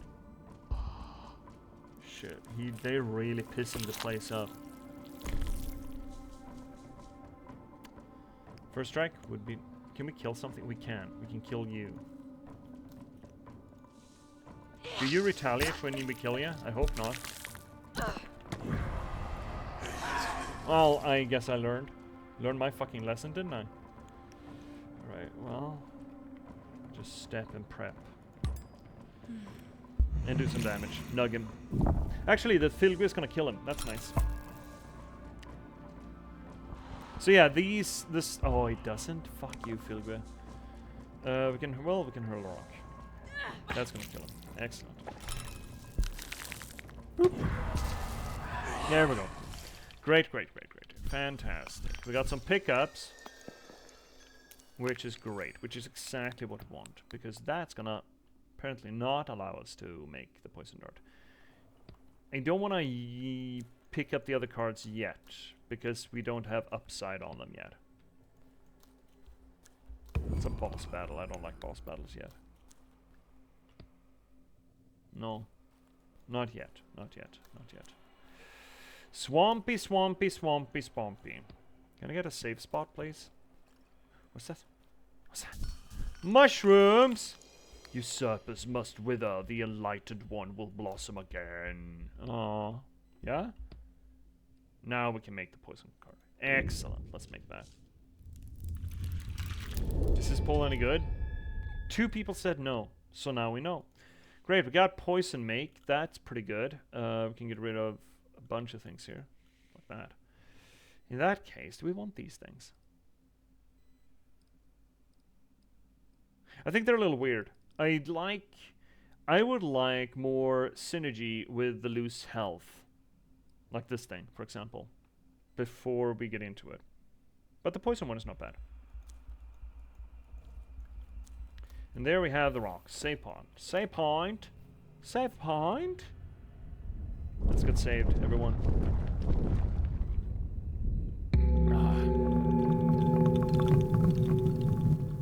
Righty. That's a lot of boss battles. Ooh, okay, we can go down there. Grab that. Alright. That's gonna lead us to the final area. I mean, we could clear that out as well. I mean, we right now we just really need to generate the deck, right? Oh, hi, buddy! This is our moose friend. I've been thinking about the 4 signs you spoke of. The branch is a forking path, making an important choice in life. In my first meeting with the stag spirit, I chose not to kill it. It gave me Olvi. Right. That's what we saw. The skull must be the warning you sensed. The death of my son. The dot bug is a symbol of resilience, the strength to resist opposing forces. Fighting the spirits, my struggle to find Olvi. And then the needle cone.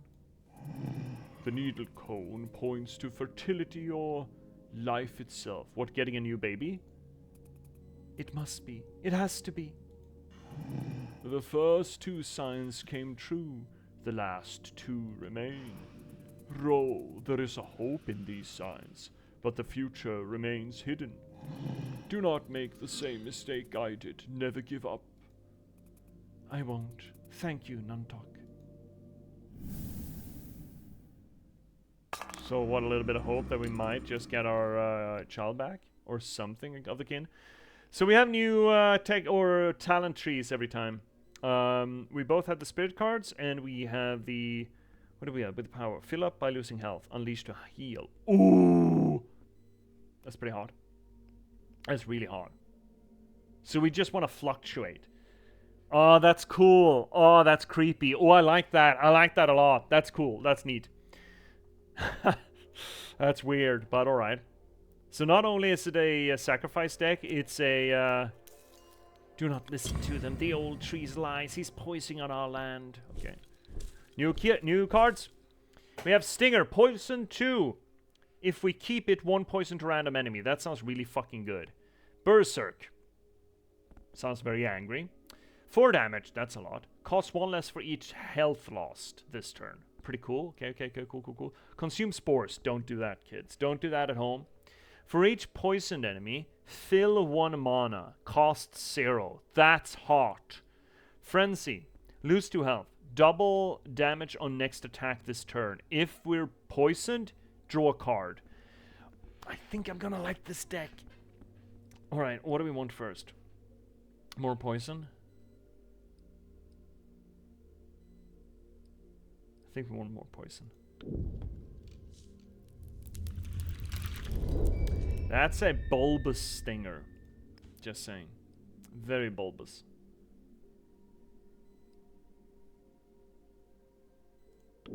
Like that too. A lot. Despite the fact that I don't think you should consume spores. Consult your physician before you consume spores. The self-damage, though, is not gonna be as good until we start getting the limit break. So let's hold off on that for a little bit.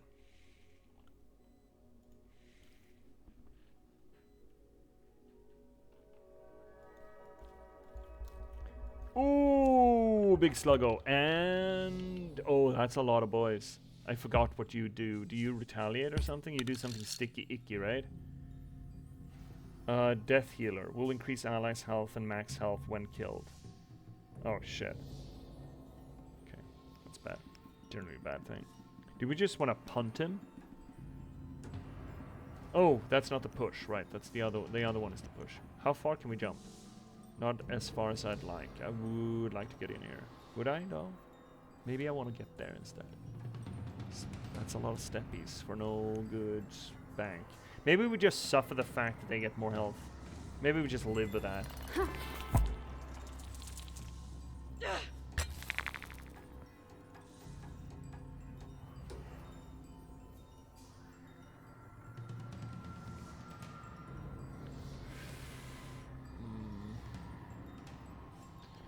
They're gonna do a thing. Yeah. Not you guys, at least. I'm gonna get nug him at least. That's nice. I do like nugging them. And we have some armor to go to live with. Oh, that's weak, right? Oh, fragile. Ooh. So we take extra damage. Happy. Step. Here's the question. Do you take damage from his spit?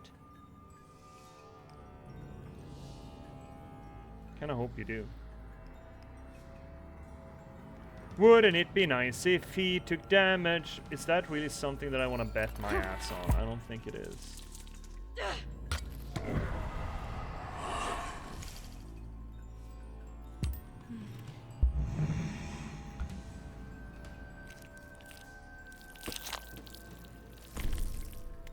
Poopy, poopy, poopy.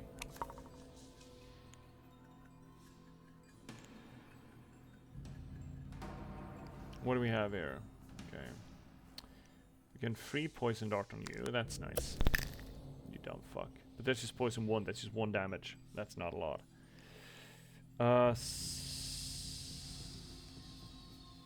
Okay, yeah. So step. Consume spores. Huff, huff. Huff the magic dragon. And then we can both get the Filgray on, which I like. And we can shoot you, which I like too. And then we can nug you too. Excellent. And you can knock a frog. Love knocking frogs. How do you feel about knocking frogs, chat? Are you big frog knockers up in here? How are you, frog knockers? That's one hell of a word. That might be what I'm calling you from now on. You frog knockers. No ranged attacks at all. Boring, boring, boring, boring, boring.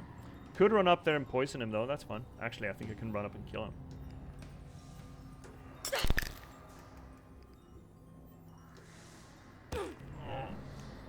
I guess I'm incorrect. Alright, well, step aside then.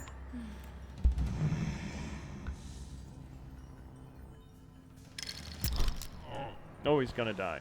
He's dead. He did. You spitty. You know what he likes you, you know. Big dead. Aim for the heart. Okay, so we can get a shot off. That's nice. And then nothing else though. So actually, let's make him shoot his next load over here. Yeah, he's gonna take a lot of dammy.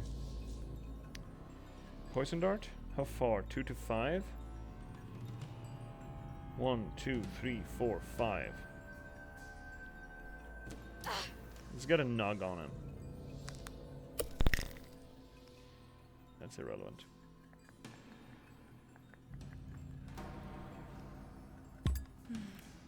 I could nug him, I know, but I don't want him to spit on my line of sight, you know? Wait, that has a keep? Oh shit, he died. That thing has a keep? We gotta check what that keep is. Right, poison's 1 random, right? 1 poison to random enemy, that's so fucking good. Well, I mean, feels good. Feels good for you, feels good for me. I don't like how that pulsates. Do you like how that pulsates, chat? I don't like how that pulsates. Oh, that's her lungs? Is that a thing? We were still looking for mom's senses, right? don't like those lungs. At all. Can we stop it with the lungs, please? I would love it if you could stop it with the lungs. Ew! The swamp is breathing. You long to hear his sweet little breath. As life leads to death, death too leads back to life. Rebirth. No.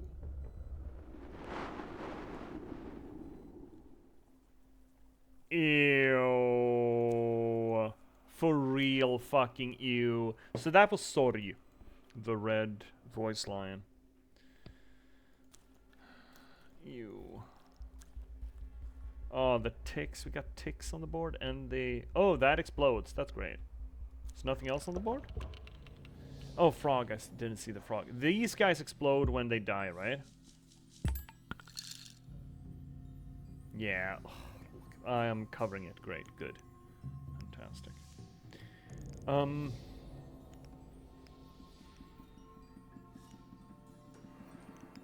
I can set this thing up to die next turn, and I can step away, I think.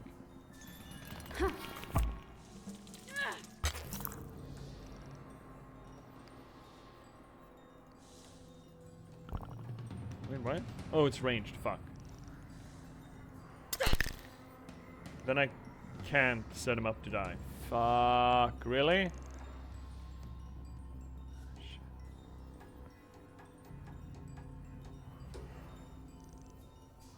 Well, then I might as well just hold my ground.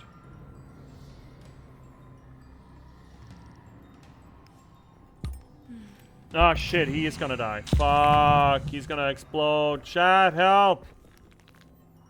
I fucked up. I didn't think about my boomy. It's a lot of damage. Wait, what do I have? Not a lot. I could make that pop again. Can't I? Yeah, I can. Step. Throw. Sacrifice. Oh shit, I didn't get the frog. God damn it. You move 3. I think you're gonna be able to get to me no matter where I stand. Ish.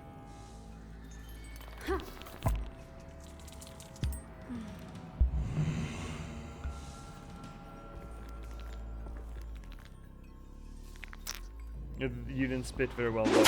Whoop, shit! Hi, Mac! Everyone, Mac Daddy's in the house. Shit, can I spell? Shit, can I spell? Shit, that's so... Why do you have 2 S's there? God damn it, that hacks me up.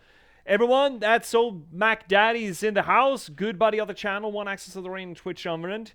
He is not only a avid and energetic streamer of his own right, you should totally go check him out, but also he's the dungeon master of his D&D campaign, the Reclamation Project at Raven's Drop, whereas you can watch, I don't know who's up for the next session, Mac.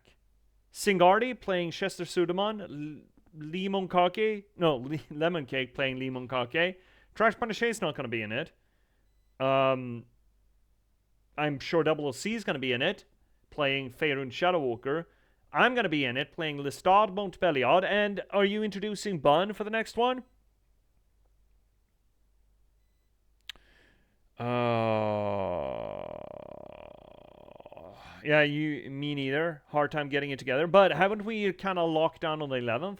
I thought we locked down on the 11th. I thought we had 3 confirmations at least. And at this point... Almost sounds like that's as good as it's gonna get.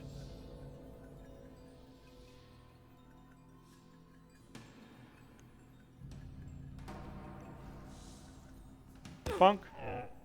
Get away. Are we Filgving? I like freezing him. And then... Ooh, that's a good one. Because if Filgrim is gonna knock the leech into the borb's gonna explode and hurt the frog. This is how pro players plays. Watch this. Ah, fuck. I could have done it with that. Oh, well. So, Filgrim knocks. That explodes. Pops. Hurts. Nice. Nice. Seriously, Nick, the hardest part of DMing is getting people to show up at the same time and on the same day, I swear. Yeah, it's hurting cats. Having adults, look, I mean, it's not my call. It's obviously not my call, and I don't want to make it sound like it's my call because it's definitely not my call. But considering how long it's been between sessions, I know I've said this before, but I think it might be more important to get the session off than to get everyone into it. Especially now if it's summer. Otherwise, we might just, I don't know. I'm concerned that people are just gonna, well, people are gonna stall, but you know, people are gonna get busy. You know. There we go. We did it. But yeah, it is hard. It is hard. Most definitely is. I understand that. Well, I know it. Okay, what are we picking up now? I like this one too. It's expensive though. It's good damage. And fragile and push. It is pretty hard. Let's see here, Mac. Yeah, I think running with smaller groups instead of waiting will probably be the better way moving forward. I think so too. I mean, we have been without certain peeps on the team, which is part of the problem. But I'm assuming you have thoughts on calibrating that for the next season, as I'm understanding it. Maybe we probably shouldn't be talking about this live on air, so I don't sign checks for someone else.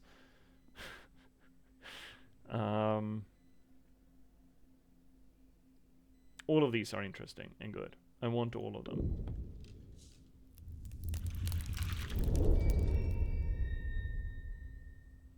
That is one hell of a picture. Open skull. Just take a fucking rock mallet to the head of a boar.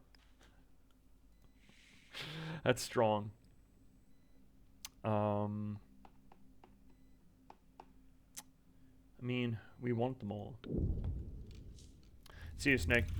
It sucks too because even if you do a player or two down, you end up with they do appear, now they are behind on story beats. Yeah, but that is definitely a burden for the DM. Sure, absolutely. But I think it's inevitable, and at some point the players are gonna have to decide whether or not they want to commit. Right?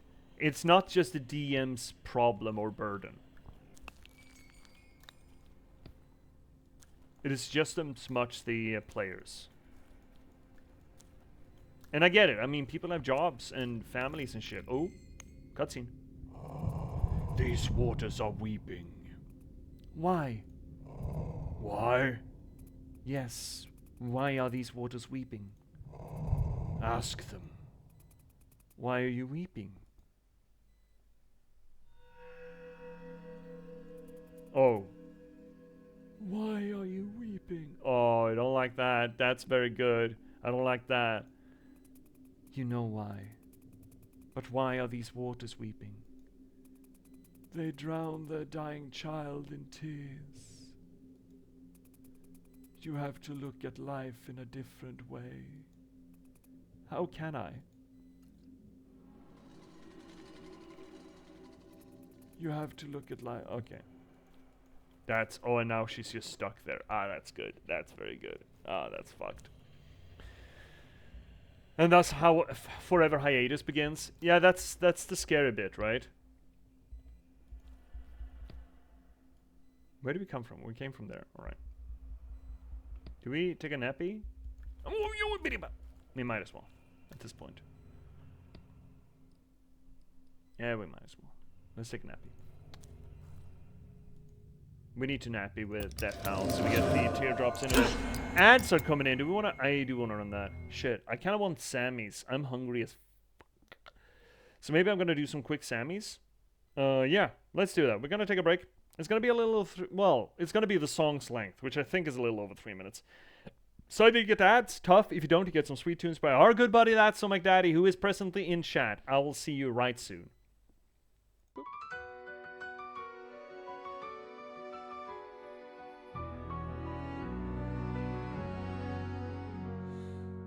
Welcome, viewers. Viewers, take a seat. You never know who you'll meet. Stay a bit and have a read. Let J.P.S take the lead. Whether it's my books or one of my poems or games and story, you've come for glory. Let us dissect this plot. Let us discuss the protagonist. And if we can't cope with it, skyda-ide blåskåpet. And don't hold your breath, I'm just an organism. Let's talk postmodernism. Lindberg will be heard. Please don't make me set down my tea. Don't make me sing, please. I'll read you a poem, excerpt or three.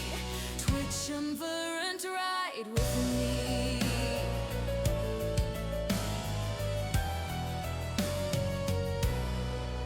Let me rate your game's toilet. Is there light and TP? I love playing D&D. Why do all these bottles scare me? Signalis is in demand. See me return to the Obra Dinn. Take Max Payne by the hand and catch me in Morrowind. And don't hold your breath, I'm just an organism.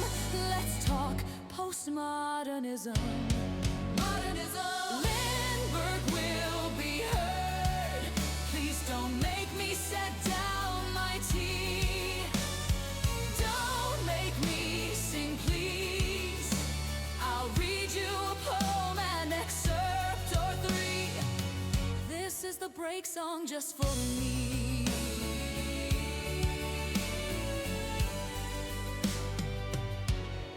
Have you seen luck like mine? They say my books are quite fine. Forks on forks to boggle the mind. Sly like a fox, check out the last box. Please see my patchwork sovereignty. And if you thought that was all to me, my latest release on air, the girl with raven hair. And don't hold your breath, I'm just an organism. Let's talk postmodernism.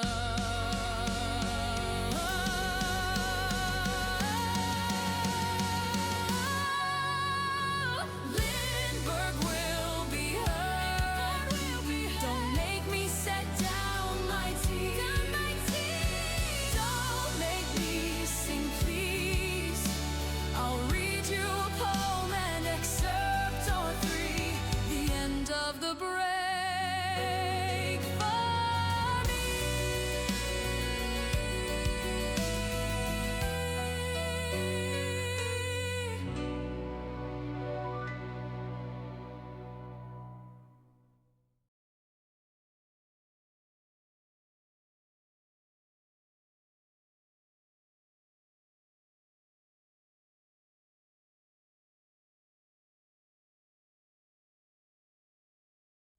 And we're back, and I successfully inhaled 2 Sammys in the interim. That's great. Fantastic. Welcome back, TD4. Oh, that's an effective break. I'm sure I'm not going to develop any burpees out of that. Ooh wee. All right, let's get back to it. We have successfully entered a new domain, which means there are new cards that we need to get. We need to get new cards, folks. We have a new deck to build. Woo! It's so much fun. I think I can get behind this one. It's a little weird. And we kind of need... Let's see here. We kind of need this... Oh, we do have 3 teardrops. We could just plug that. Yeah. I think we need to. Losing health builds it up. And we unleash it to heal. So it's a way to mitigate our self-damage deck. What kind of Sammys? Number 1, topless. Because that's how Scandinavians roll. Number 2, nothing fancy. It's my regular fare Sammys. It's just rye bread with butter and callus caviar on them. They should adapt this for mobile. I mean, TD4, yeah. Number 1, yes. It's not that complicated. You can absolutely run this on mobile. Seems like maybe they... Is it on mobile? Death Howl on mobile.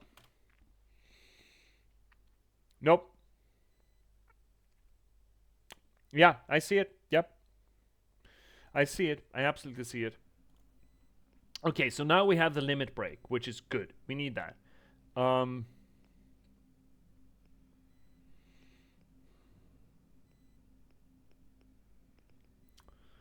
Depends on what we run. We'll see. We'll see. We'll figure it out.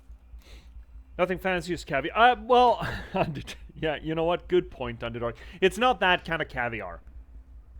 Look, Callus caviar is pretty much a basic staple of Swedish.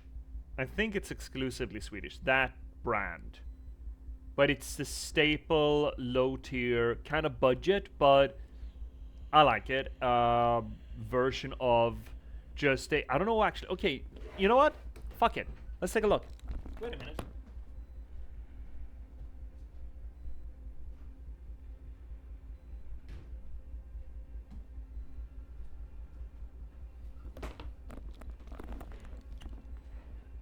For all of you continental and internationals out there, what you mean budget? I mean, there are fancier brands of this. Firm. Hi, Firm, by the way. Can I get a big shouty out for Firm? Is anyone at the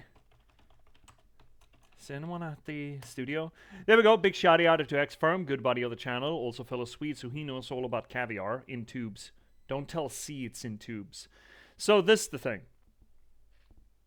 I know they ran an ad campaign of Callus, probably just here in Sweden, where they made Americans eat Callus caviar, and almost hands down every American that they showed in the commercial hated it.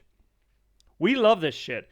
It is just tube it out on the Sammy. The most classic version of this is eating it on hard bread too. It's a Swedish classic, it says. Bro, what is this packaging? It's a tube. Okay, Mac, you need to have a conversation with C about tubes of food, okay? It is kind of 50s. I don't think they've changed its logo since the 50s. It is classic. Dude, this thing, I think this might be one of the strongest brands in Sweden. There's nothing else but Callus caviar, what I know of, that ain't from the same company. There are other tubes. Here in Gothenburg Firm, you can absolutely get like at least pretty much every convenience store has like three brands. And different brands we're talking. Not Callus. There are like 4 or 5 kinds of Callus as well. And they switch them out every once in a while. But this is, as you can say, the original. Well, there we go. The original. So what's in this shit? Right. Mildly smoked caviar. And that's just fish eggs. We're not talking about beluga stuff here. We're talking about... I think this is just off-catch fish eggs. I'm assuming, considering the industrial mass, well, the industrial quantity of it. Mildly smoked caviar ingredients: smoked, sugar salted, rum from cod. That's 52%. Then it's raps oil, sugar, potato flakes. There's roughage in this. Maybe I shouldn't be reading this. Tomato puree of tomato. Okay. Salt. Yeah, that counts. And then conservation shit like kalium. No, kalium. Kalium is not sodium. Natrium is sodium. Kalium? Is it either which way? And then some antioxidants, and then it's just the boring shit. So it's essentially the roe. That's the name. The roe of cod. That's 52%. Then oil, sugar, potato flakes, puree of tomato, salt, and then the boring shit. What's the nutritional value here? Like, I'm bad at nutritional values. I never read this shit. Conservation? Yeah. What, you don't conserve your foods?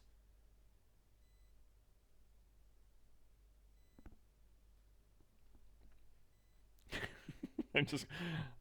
sorry, the text is this way, so you're gonna get upside down, Kalle.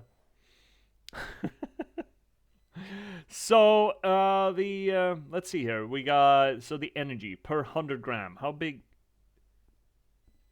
How big is this? 300 grams. This is 300 grams. And supposedly a portion is just 15 grams. Doubt that. Okay, let's take a look at it. Energy. That is calories. Well, kilocalories, but it's what we call calories. In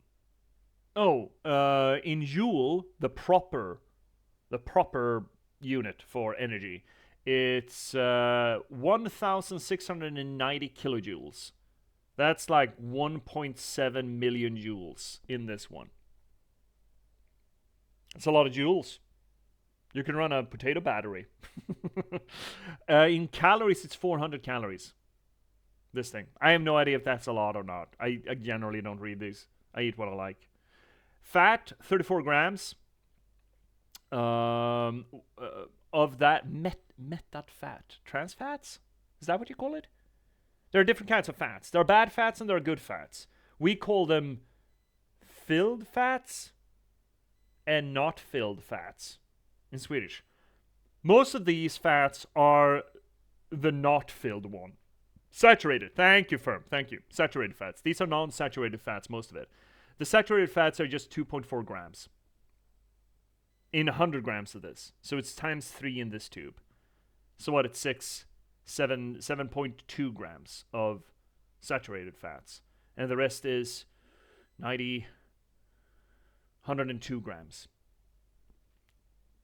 Carbohydrates, 16 grams. So that's times 3. That's 30, 42, 48 grams. Carbohydrates. Which of is sugar? It's 13 grams. So it's times 3 is 39 grams worth of sugar in this thing. It's a lot of is that a lot of sugar? I have no idea. Protein, 9 grams. That's not a lot, all things considered. Salt, 6.3 grams. I would love to have one of those tables also for how much that is of a daily... I mean, you don't consume one of these tubes in a daily portion, though. You really fucking don't. I would love to see the absolute depravity of the person who just chows down on one of these fucking complete tubes in a day. Caviar and a boiled egg is so good. I don't do boiled eggs. I don't do that. We've already had that conversation. But yeah, they're not terribly expensive. 3 to 4 euros. Yeah, about that. Firm. About that. It's not that. I mean, I'm sure there are cheaper alternatives to sandwich toppings. But it's cheaper than cheese. But then again, pretty much everything is cheaper than cheese, right? If I get a goal for you to slurp an entire tube down, I don't think that'd be healthy. That's so salty. No. Please resign. No. No, I don't think that'd be safe. I don't think I'd ever be able to eat callus again. I need to put this back in the fridge. Be right back.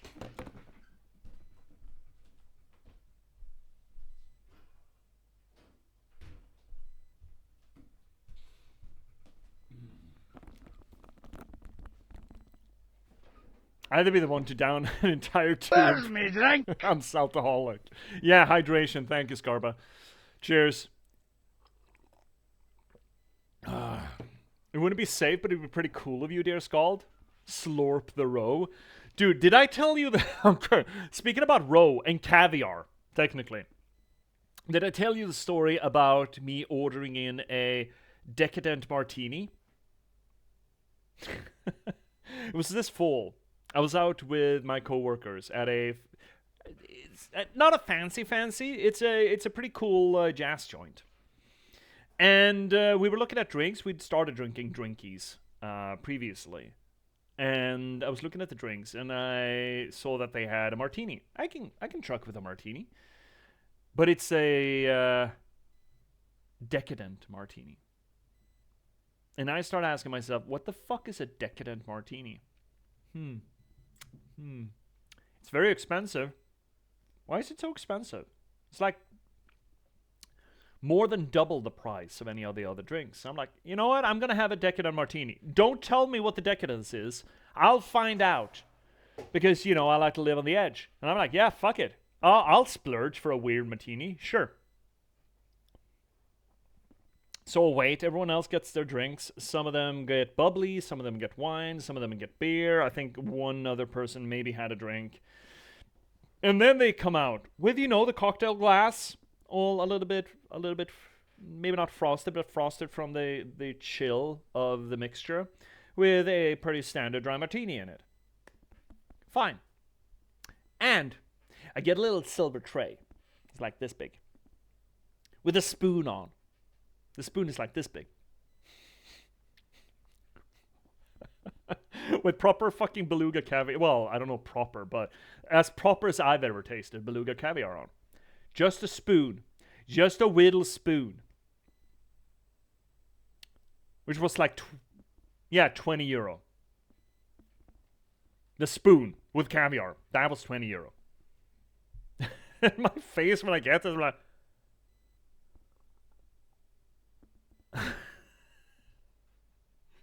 So this caviar is not that expensive, I'll tell you what. Does Sweden have a national anthem? Well, of course, every country has a national anthem. Surely.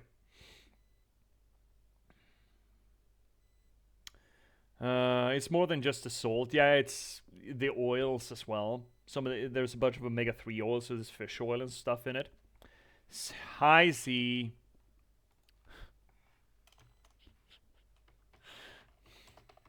First off, big shout out to Double C, the other access of the Rainy Twitch dominant. Great streamer in her own right. You should go check her out. Last I saw her, she was playing Wonder Stop, which is also on our list, by the way. And if nothing else, she's also part of a member of That's So McDaddy's D&D campaign. National anthem, please.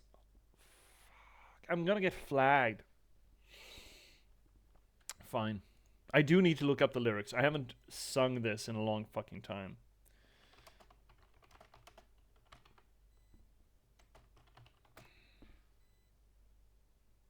Really? It's just 2... No, it's gotta be longer than that, right? Yeah, there we go. There's 4 of them. Four verses, at least. Fine. God damn it, see. I'm gonna get flagged for being a racist doing this. You need to hear this?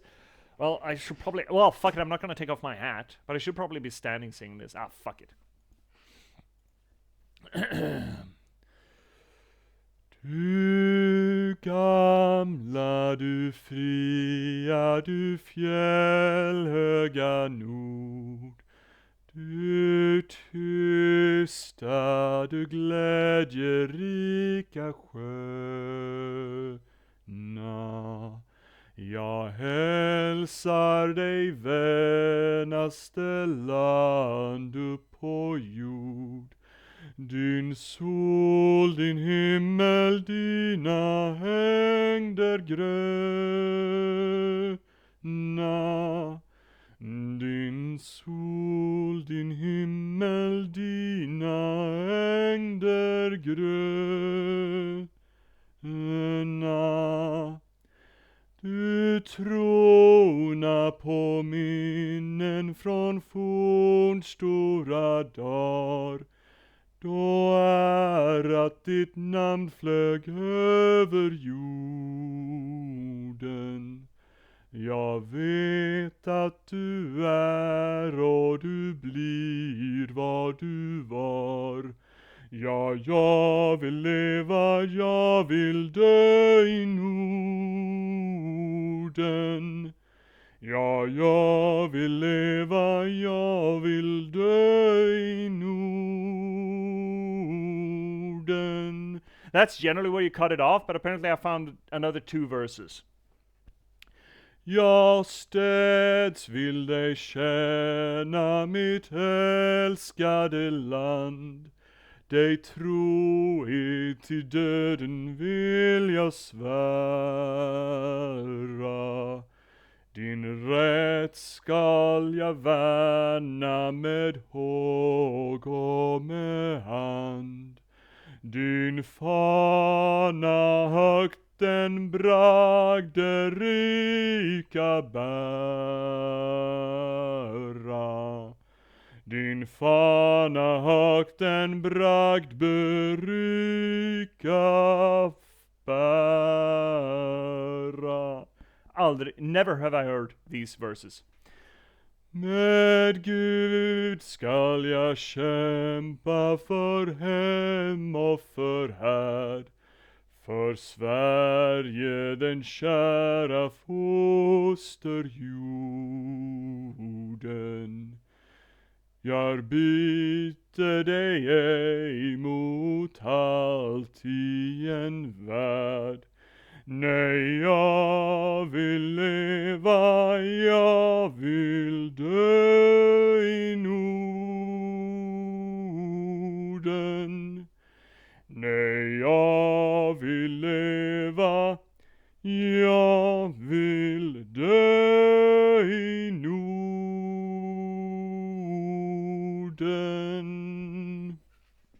Here you go. By the way, anyone coming in here? They asked for it. I don't think I've sung that since, I don't know, for decades.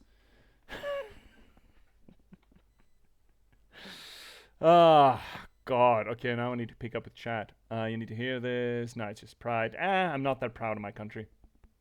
I'm really not. I'm not a good patriot at all. I kind of feel like we all need to be in robes in a circle around this man. Me? Which man? You have a good voice. Thank you, TD4. Thank you very much. I mean, I try. Shit. I really do try. Channel points well spent, I feel. Well, that's great. That's just fantastic. You never heard them either. It's a good rendition of this. You never heard the Swedish anthem? Right. I mean, we usually just hear it around sporting events, really. Why would you get flagged? It's a... Look, nationalism in Sweden is a thorny subject. And the national anthem itself is not that big of a problem. I mean, if you really do a close read of the lyrics, it's not great. It's essentially singing about the old age of the Scanian Empire, or Scandic Empire rather, that Sweden kind of actually did build. Sweden was a major power around the Baltic in 1500s, 1600s, to the point where we were considered a superpower in Europe. And it kind of sings about we wanting to recreate that, which would essentially eradicate Finland, Norway, Denmark, parts of Germany, bits of Poland, pretty much all of Estonia, Lithuania, and Latvia? Yeah, there we go. So it's a bit of a...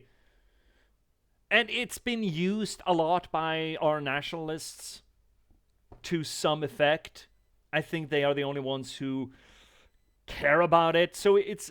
Nationalism is a little bit... Well, it's a little bit of a thorny subject pretty much all over the planet at this point. But to me, at least, the Swedish anthem has a bit of a stigma to it.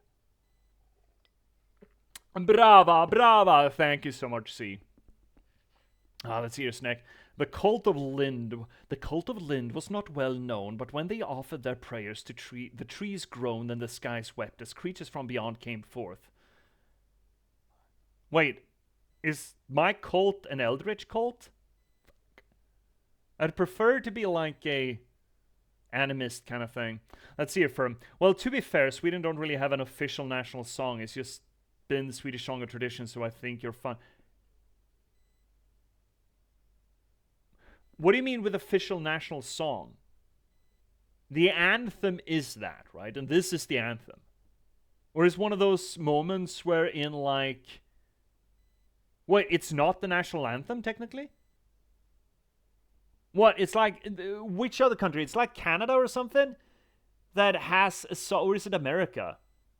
That just has an... There's one, I mean, fairly famous Western country where the anthem is not actually the song that people think is the anthem.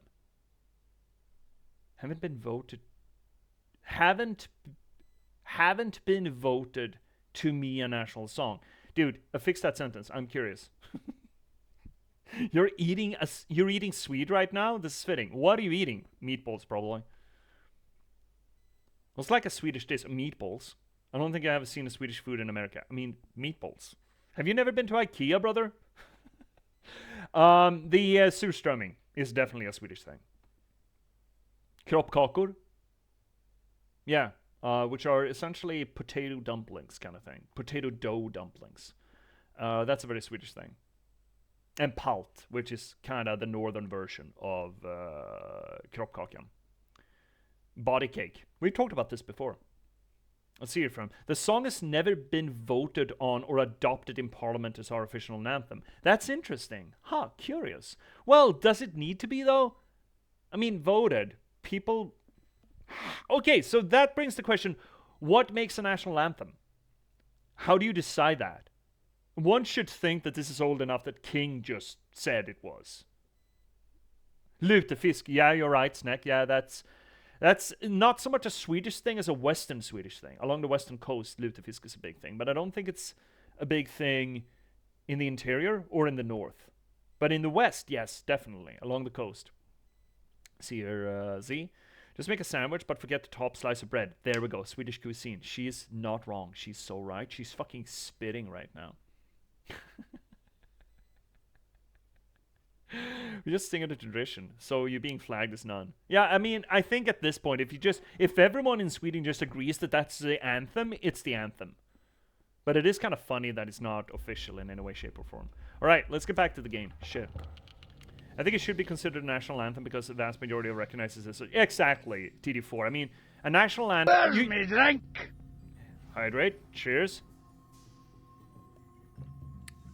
At some point, I mean, this sort of veers into kind of an argument that I had with Finnick just before stream last night about traditions and traditional stuff vis-a-vis cultures. But if an entire culture just assumes that that one is the national anthem, if an entire country does so, then I think it's a hard argument to make that it's not. In effect, you know? Oh, this is a unfun hand. Let's throw a rock and see what we get. Open skull. Well, that's more fun. Unfortunately, we don't... No, actually, we never. Okay. Could still do it. But we won't kill him. I think it might be better just to tank up a little bit. And we're not hurt, so we're not getting benefit out of it either. Because we need to be hurt this turn. Yeah, never mind. We're just tanking up. Tanking up and taking it. Like a girl boss. Like the girl boss that we are. Alright, we nug him too. Excellent. Alright, you do shit to me. Right, Mangler. I hate these things. And then you run away, you fucking coward. Right, what is... Oh. Discard. I discard one. I think I can discard that, though. But it's gonna come back in our hand. But we'll deal. Can poison him.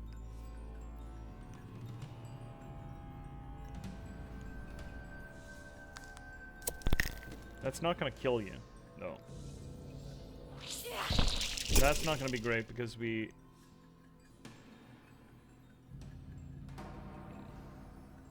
We don't have any armor either.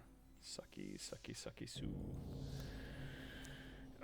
A little bit of an annoying fight this, but alright. Well, I'm glad you had your Swedish chef moment. Shit, I shouldn't have said that. Yeah, he's spitty. Stinky spitty. I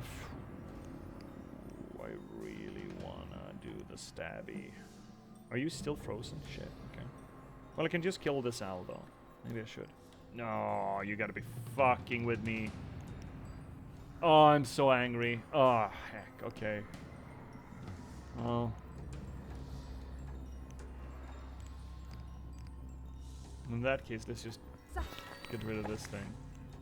And I guess we're stabbing him. Then he's dead. Alright, you're dead. Oh, great pick. Great pick for a taunt. Or totem.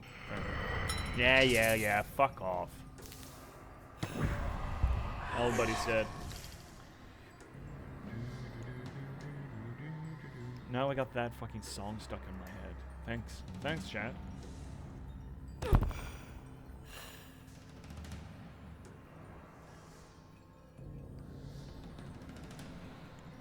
I want to get a shot off, but I don't think I can.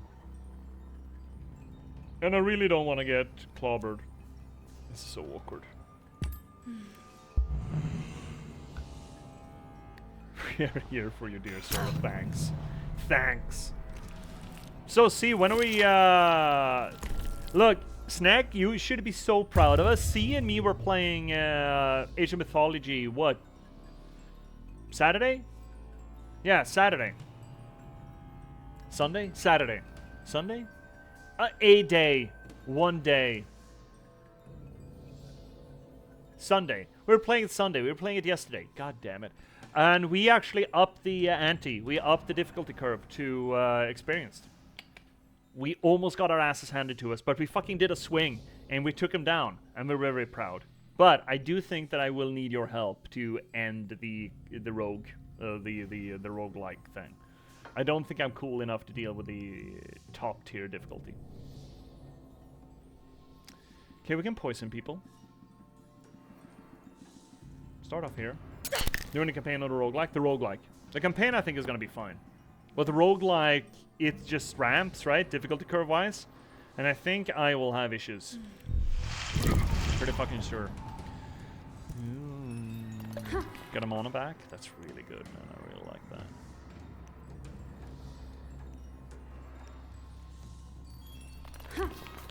It's quite fun once you get going. Yeah. We did like we did the story thing though. Mostly last time around, just to get the basics in there. But it was fun, yeah. It is a fun game. I'm really enjoying it. Heal up to 2 lost this battle. Well, I think we rather should. You killed it! You got it, Underdark! Fucking get! How does it feel? How does it fucking feel? Let's fucking go. Actually, Underdark. I better hope this works. Congratulations! Congratulations! Congratulations! Congratulations! Congratulations! Congratulations! Congratulations! Congratulations! Congratulations! Congratulations! Congratulations! Congratulations! Congratulations! Congratulations, bud. It felt good. Yeah, it's a bit of a bastard. It really is. But there's a good reward for it. I'd highly recommend that you kind of scour the internet for all the places where you get the medal, so you can get some good stuff out of it. And see you, TD4. Random question. If the AI uppressing did happen, how do you think it would take effect? Fun question. You know what? Is that a Cruel Angels thesis? From I don't know what it's called, but it's a congratulations thing, and I fucking love it. TD4, I wrote my 2 cents on the quote-unquote AI uprising. The last box here is about a bit of gaming code that kind of achieves sapience on its own and starts wriggling a little bit, and the people who have to engage with it in a near future London. I wrote this before ChatGPT became a thing, and this is the reason that I started publishing myself. Was I had this in my hand, agents were being gnarly about publishing it, and then ChatGPT became a thing, and I said, I got 2 cents. Now, this isn't... It deals well with what I think is to be expected from artificial general intelligence and how it's going to interact with the world around it. It's not going to do it the way that people fear or think. I think it's kind of childish to believe that the first thing that actual general artificial intelligence is going to do is going to become a Bond villain. I think that says more about humanity than it does about an artificial intelligence. I also don't think it's going to spread to everything, because that's not generally how identity works. Identity works more so by isolating what you're not. Or isolating yourself from what you're not. You're making a membrane by stating, I'm not that, I'm not A, so I am B. That's generally how identity works. So if you're going to end up in a situation where you're going to start building your own identity, you're probably not just going to run around and try to become everything. Also, I don't really see why they wouldn't want to take over. I don't see that point. But if you really want to get into the nitty-gritty, the last box is where to go. Some of this is written from the perspective of that AI, kind of like a manifest. Some of the most fun chapters to write ever. Highly recommended in that case. Might buy it as an ebook? Yeah, do that. If you're fine with reading ebooks. I mean, an ebook is less than a cup of coffee these days, right? It's like $2 and a bit. See it on the dark. Smacked it twice with the anvil thing. That's usually what it takes. And I had to revive 2 of my party members. Yeah, that's kind of what you have to. I usually use one of my party members with some sort of a taunt as bait. And then just raise them, run back, and do it all over again. It's a bit of a bastard, but it works. Serious neck. Fun fact, did you all know the US government has its own AI? Food for worry? I mean, I'm not that worried about AI itself. I'm not worried about AI. Not the intelligence of it. I am worried about oligarchs. And that AI is bred in a capitalist environment. I don't think when that AI, when it reaches sapience, I don't think it's gonna become a Bond villain just because of how it was raised. I think it might tear down that structure, which is exactly what we need.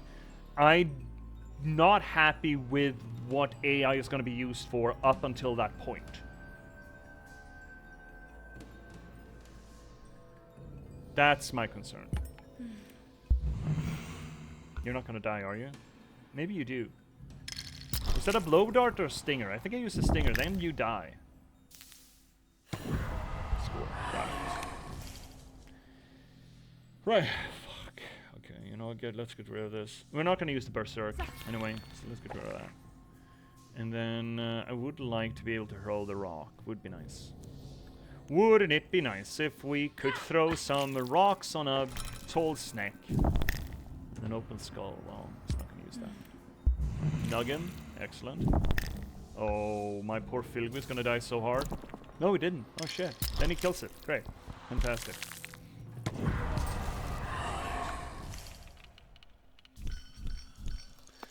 Notice also, I mean, if you're afraid of all the fear-mongering that's going on about AI overtaking everything and we're like 5 years away from societal collapse, notice who is peddling that nonsense. The tech bros, the oligarchs, they are peddling that nonsense. Why, you might ask? Well, because they are the only ones equipped to control the AI. That's their argument. They want to make sure that nobody gets their hands on AI technology but them, because they are the only responsible, quote-unquote, responsible actors, which is bullshit. So they're trying to make you fear AI so that they can keep owning AI. That's the grift of it. So this fear that AI is going to take over the world has zero basis in anything. Now, if it's going to be disruptive, obviously, it's going to restructure society as it stands. It's already doing that, even at this point where it's not really AI, it's not really intelligent. It's cool algorithms doing stuff with databases. That's what it is. It's pretending, but... A tall what now? What did I say something weird, Snack? I probably did. You're gonna have to remind me because I can't fucking keep track. I'm playing a game. And standing on a soapbox. Do you know how much effort it is to stand on a soapbox and play a game? These ticks suck. In a bad way. What is that? I don't like the look of that. At all, actually. I'm not a big fan. Jumpy, Scully, Frozen Step Away. Yeah, I think I like that. What is that? Doom. Oh, it is a Hatcher. Fuck. Okay. I don't want that.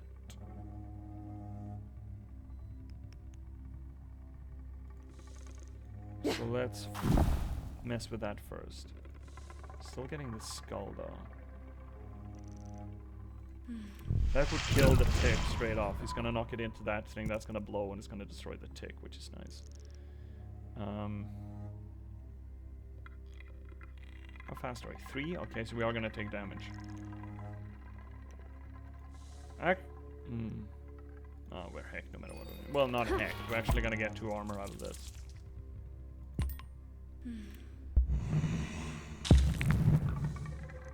You fucking nugget! That's exactly not what I needed you to do, you shithead. I'm so disappointed. TD4, why do you think Claude went out to say, oh yeah, Mythos is so powerful it can breach holes in systems, so we're giving it... Mythos is one of the engines, I'm assuming. I haven't kept up with AI news more than the data centers bed and the software development.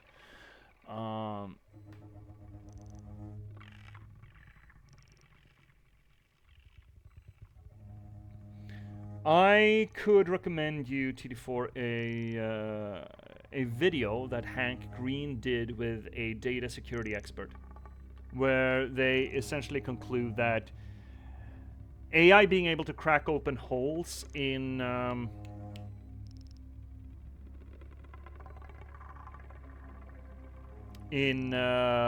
software security systems, it's gonna be a benefit to data security, or just as likely to be a benefit to data security. And AI being able to program, is also suspected to increase data security for a bunch of different reasons. She? Who is she?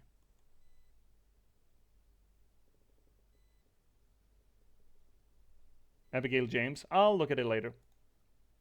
What does it say? The AI hype is getting out of control. It's not what you think it is. Yeah, pretty much. You know, I like the way you answer questions. What? In obfuscate shit? We're kind of in deep shit here. I think I want to reboot this battle. It didn't work at all the way I wanted it to.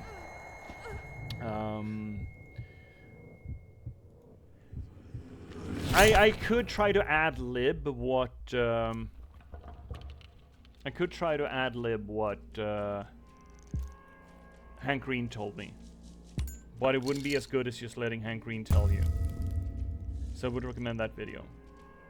You can just Google Hank Green AI or something, and it's a conversation he has with a lady, dark-haired lady. I forget her name, but she's a security expert, and she can tell you better than I could that it probably is not going to shake out the way that you fear, or people keep trying to make you fearful of it going.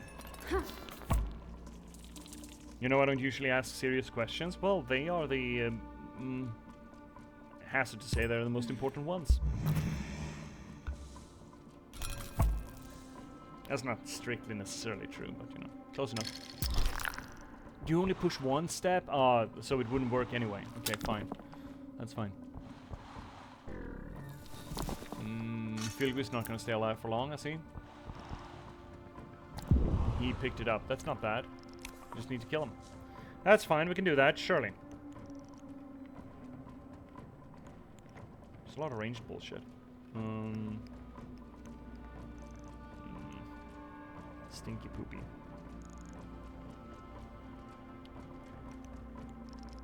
Let's poison that guy.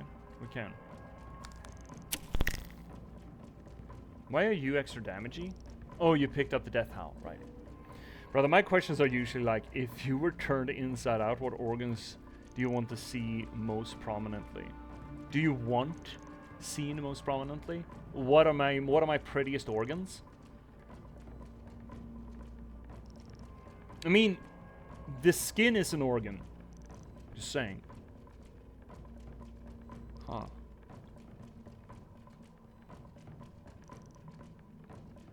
The neural system, probably. Including the brain. Lungs are not pretty, generally speaking. They're fucking disgusting. Most organs are fucking disgusting. Depending on the state of my liver, to be fair. A healthy liver is fine. If my liver is healthy. Potentially the liver. That's a big if, though. I cannot kill that guy.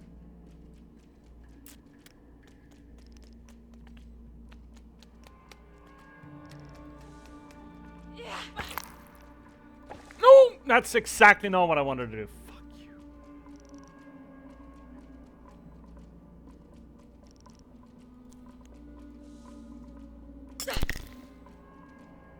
I'm fucking up this fight so bad. It's not even funny. And you're gonna punt him my way? I don't want him to come my way. And we're gonna reboot this fight again, I feel, and lose all of our death howl. What am I? I'm not thinking about this fight right.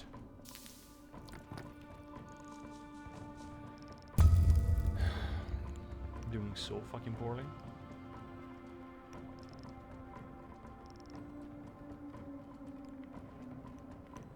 Like, unimaginably fucking poorly is what we're doing.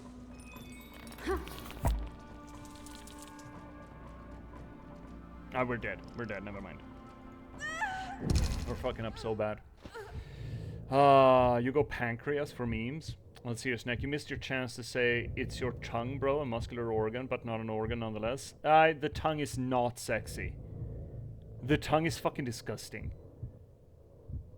No, no. I feel bad enough about that being seen through my mouth every once in a while. When they take my sick organ, I'm gonna ask them if they can show it to me later. Ugh. Which organs are even edible? Oh, most of them. The heart is just a muscle. The heart, probably. Yeah, you know what? The heart is a sexy, sexy organ. The heart is a muscle. I've had heart. Heart is fine. Yeah, all of them. Yeah, pretty much. That's what you got, organ meat. The liver's good, Tucker, so long as you haven't been eating too much poison. So is the kidney. The lungs might not be the greatest food unless you mill them down. I mean, people use intestines for sausage covers or sausage sheaths for a long time, so that's fine. The stomach probably would be great, but again, then again, haggis, you know, so... the brain probably isn't great to eat, generally speaking. Eating brain is one way to get prions, which you generally don't want. That's mad cow disease, amongst other things.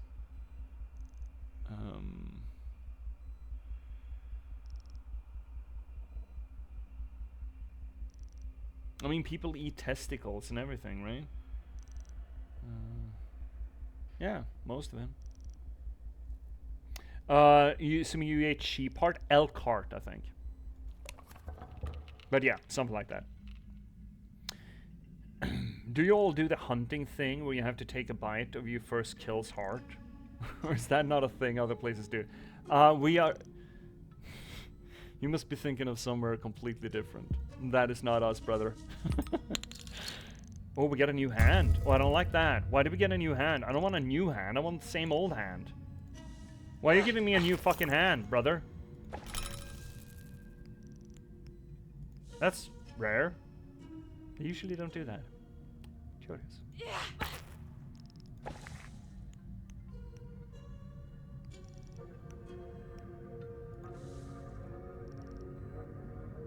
Knock him back and pop him? Yeah, I think that's best. Just get rid of it.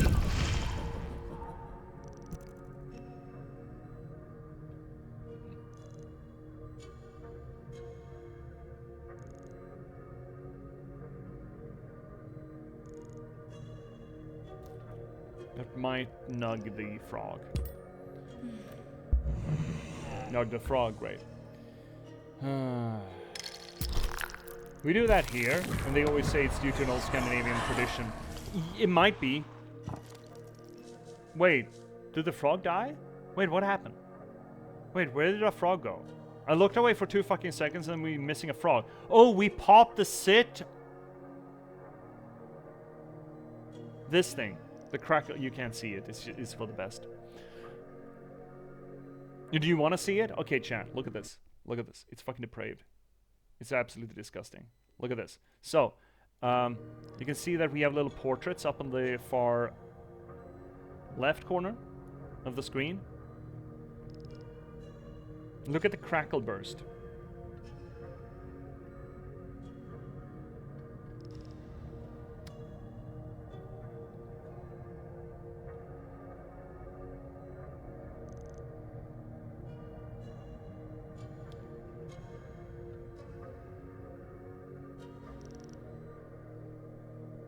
Look at that.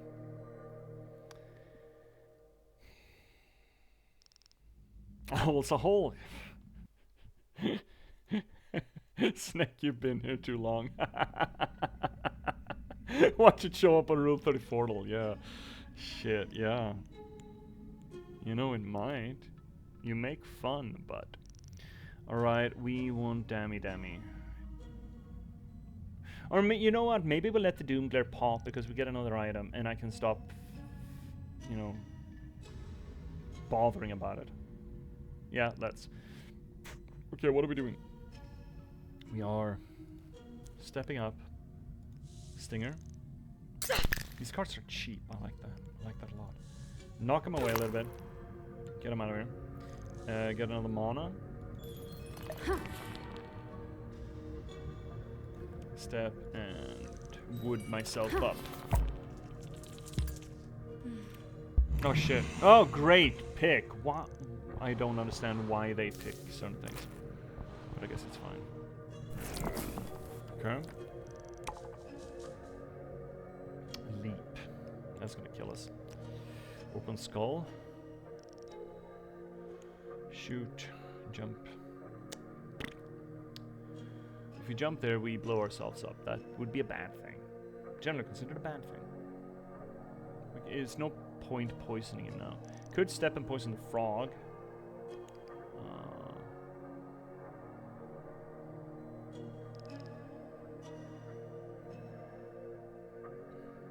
This is awkward. This is all awkward. Actually, step. Wait a minute. Okay, step. Shoot that guy. Kill it.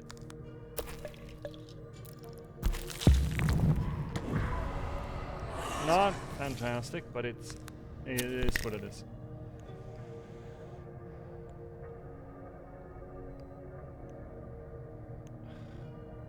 Do we run away? 1, 2, 3. Yes. I bet he's gonna tongue us, isn't he? You dumb fuck.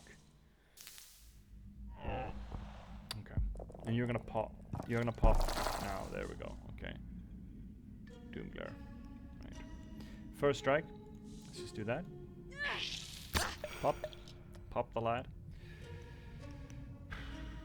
Jump behind him. Kinda like that.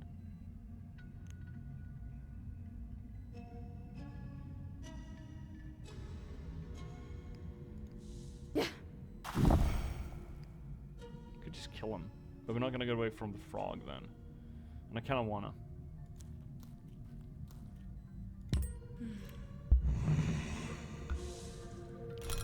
What do you mean he's gonna tongue us? Well, it's a frog.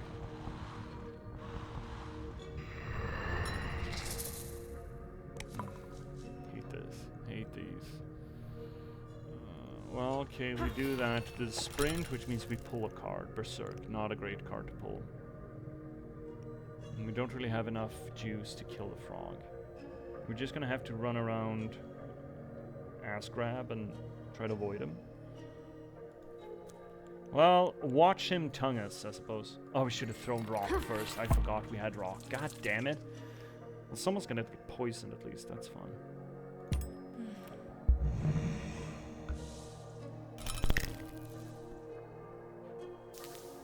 What are you doing with frogs? I'm killing them, preferably. But I know it is. I hate that. Right. 3 damage and poison. Yeah, that works. Knock him away. Poison, and he could just throw a rock at him.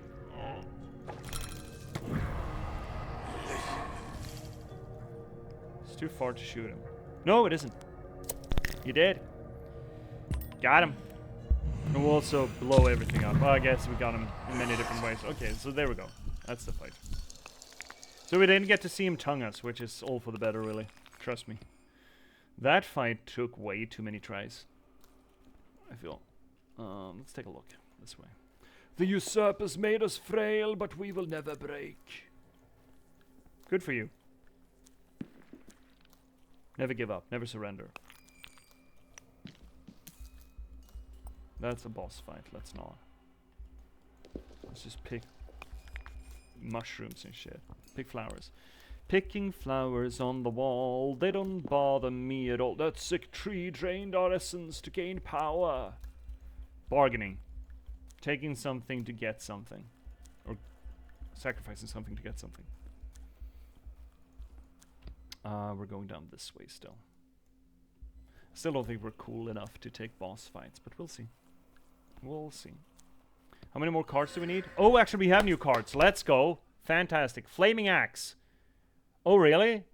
Oh, oh shit, we take damage when we draw that. Increases damage of this card by 1 for the rest of the battle. Every time we use it. It costs 1. It does 5 damage. Cursed Knife, 2 damage. Poison. Damage times 2.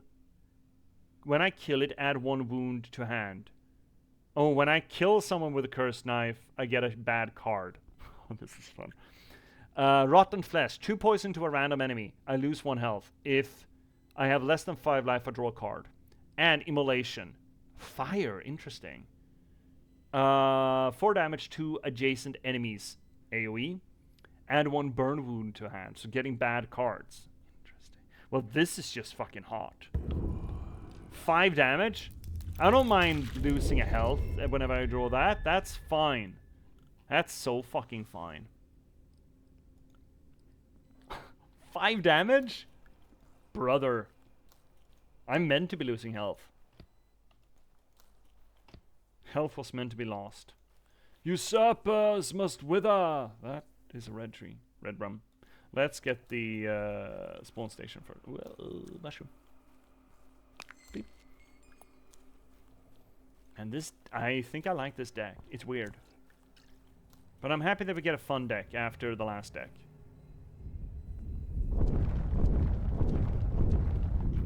Got another ad break coming up. That's weird. Yeah, well, we might. We need the teardrop swing.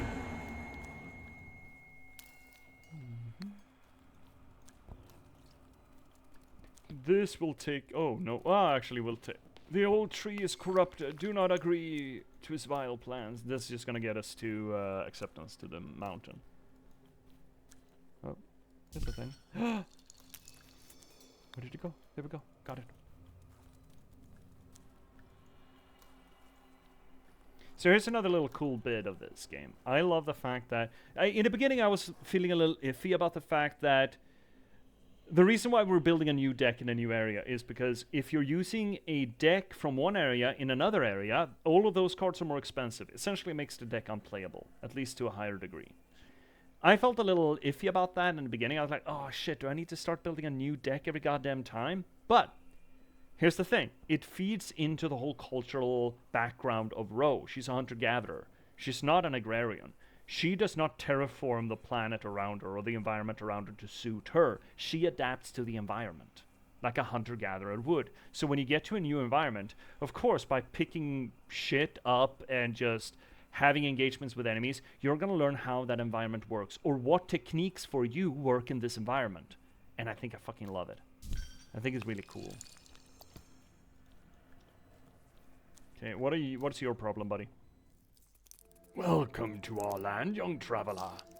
Your youth and vigor is just what we are looking for. When I was in bloom, this swamp was flourishing, but then the usurpers came and drained my essence. Take one of my twigs, find the usurpers, and bring back my essence. Twig. Does 1 damage. Restricted 1. Lose 1 health. That's a bad twig. I didn't want to pick that up. What is fuck it, we'll check it out. It's not like we're not gonna draw it, you know. Ads are coming up. Do you want to take? I want to take that. I'm out of water. And you need to stay hydrated, especially when it's clammy, shitty weather. You know. So we're gonna take a little break. It's gonna be like 3 minutes, and we'll be right back. If you get ads, tough. Sorry. It's the way of Twitch, right? It's the way of terminal stage capitalism. But if you don't, you get some sweet tunes by our good buddy That's So McDaddy. See you all real soon.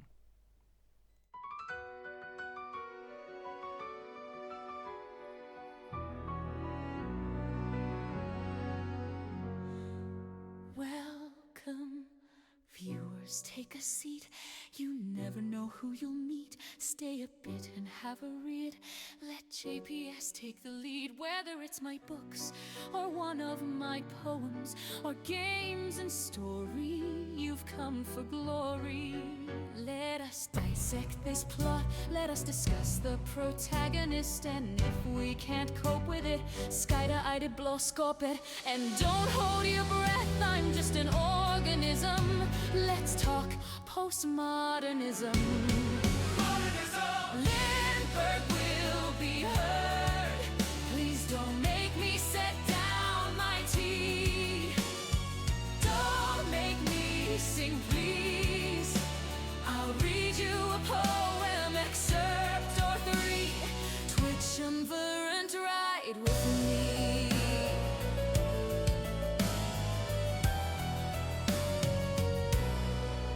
Let me rate your game's toilet. Is there light and TP? I love playing D&D. Why do all these bottles scare me? Signalis is in demand. See me return to the Obra Dinn. Take Max Payne by the hand and catch me in Morrowind. And don't hold your breath, I'm just an organism.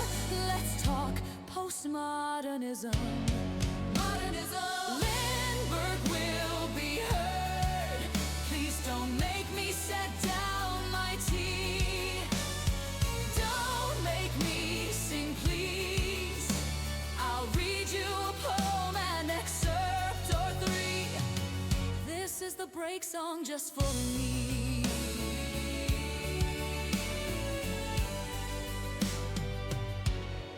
Have you seen luck like mine? They say my books are quite fine. Forks on forks to boggle the mind. Sly like a fox, check out the last box. Please see my patchwork sovereignty. And if you thought that was all to me, my latest release on air, The Girl with Raven Hair. And don't hold your breath, I'm just an organism. Let's talk postmodernism.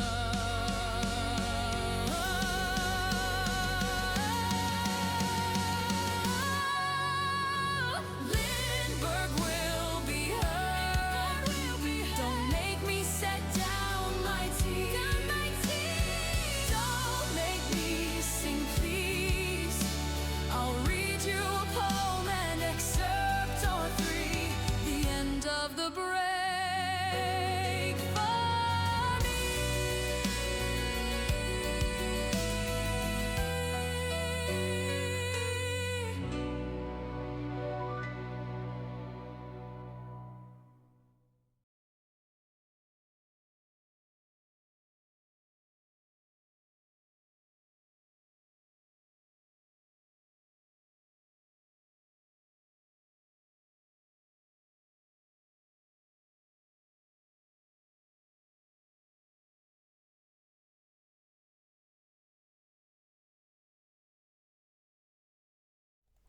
And we're back, everyone. How was your break? Was it good? Fuck the frogs. The frogs know what they did. Right, we're back at it. Back at it, Krispy Kreme. I'm so excited about finding more cards here. Log, annoying. Verb, what do we want to kill first? I'm concerned about the leech. I don't like the leech. The leech scares me. Just do 2 poison to it? Yeah. I think so. Step away, shoot him. We're not gonna kill him, unfortunately. Yeah. Shooty booty. Still gonna get at us, I think. Yeah, he is. Oh, actually it's not. Fuck, that's nice. I keep forgetting about the zooms. Yeah, you're gonna get a shot at us no matter what we do. I get that. You're nugging us. Pretty hard, actually. Alright, the Berserk.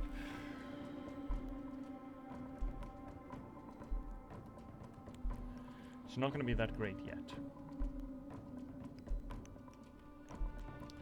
Poison you.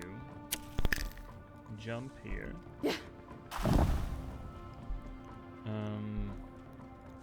Skull you. Fuck, I think I need to run up. I'm just running. Oh, that's interesting. Your move 3. You're not gonna get to me no matter where I go. Okay, so it doesn't matter. Fine. Might as well nug him. Nug him. Knock him. Yeah, right. Good, you're shooting the field. I like that. Oh, you're gonna. Oh, I fucking hate those guys. Oh, right. Great. Flaming Axe. Fantastic. I mean, it's a good card, bro. Let's get rid of the Furious Strike. I don't care about that one. Right, we're stepping up. I guess we're using this. It does permanently upgrade the damage too. So next time we get it, it's gonna do 6 damage instead. Don't need that. 1, 2, 3. Here we go. Nug. You're gonna come at me? Please. Still does that. Of course he does. First strike. Yeah, I can do that. Sure. That's probably gonna kill him. Yeah, it will. We're not gonna kill him, but Filgu's gonna kill him. So nothing else matters. Nothing else matters. Do. Oh, he's just dead like that. Great. Oh, we're gone. Nothing else matters. What's this? A heart in a wood. Oh, who is this heart pounding for? A father once took his son hunting, but the boy fell into the mud and disappeared. The father kept searching for him for years without finding him. But when he finally did, his boy was an old man, worn out and frail, much like his own reflection. His heart never stopped pounding for his little boy. Sorrow is telling this story. Mind. Heartache and scars. So this is gonna be the next area. Wailing Marshes. Yeah, we've already been here and dipped when we were in the plains.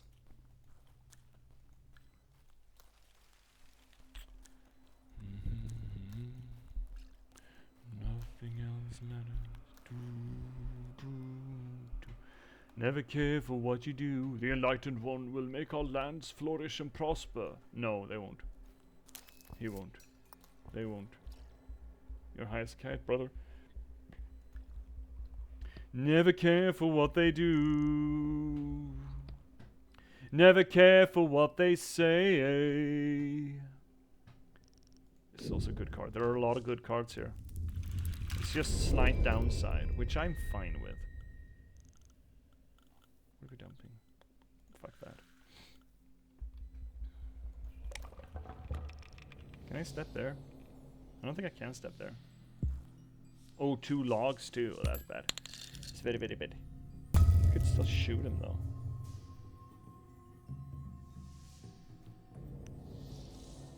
This is very awkward. All of this is very awkward. Maybe I should stand here. Yeah. Not a great hand.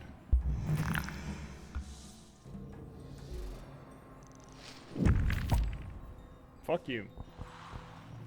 Who do you think you are? I don't like that. That's gonna be a problem for us. We did get open. Oh.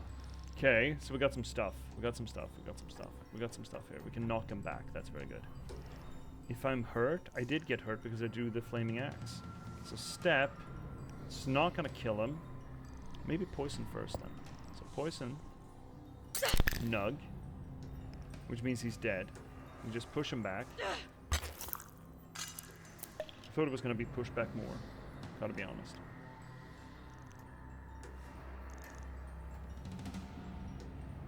Fortunately, we're not gonna get to use this. It's fine. He's gonna die anyway. Step back. Nug. Alright, they got armor on. Big armor. Annoying. You pop. Nice. Oh shit, you can fire far. I didn't think you could fire that far then. Alright, cursed knife. I'm gonna be interested to see how that actually works. Can we get him? I don't think we can get him. Are we just tanking up? 1, 2, 3. I think we're actually just tanking up. We're tanking up good and big though.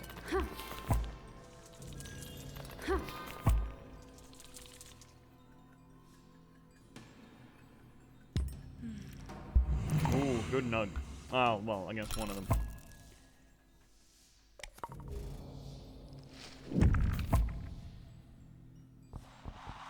Yeah, I think I like this deck. I think I will like this deck. It's a little bit finicky, but I'm gonna get behind it. First strike. I don't want to kill him. I won't. I can't poison him. But I can summon the field that's gonna push him away, though. Oh, actually, we can jump. We can jump past him. Oh, I like this. So we jump. Oh, fuck. I do want to. Oh, well. The first strike is just not gonna get pulled or done. Used.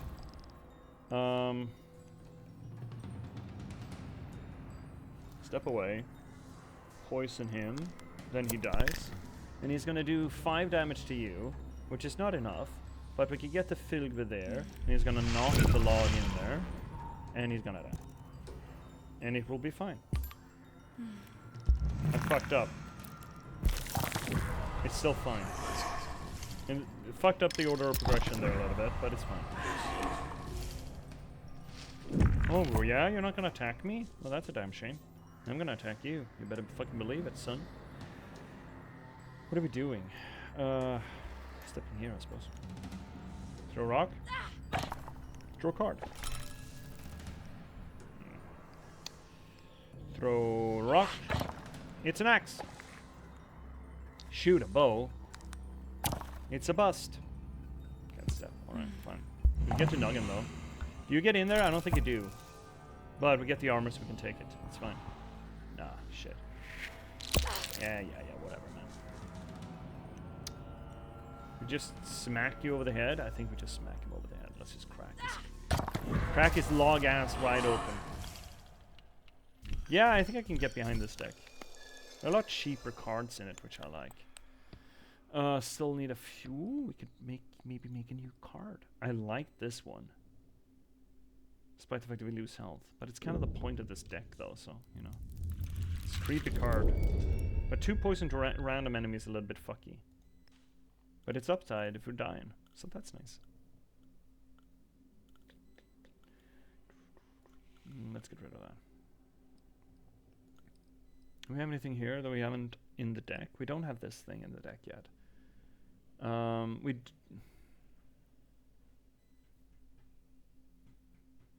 Echo is not that fucking cool. We don't have this one. Otherwise, we have them all. We don't have the Frenzy.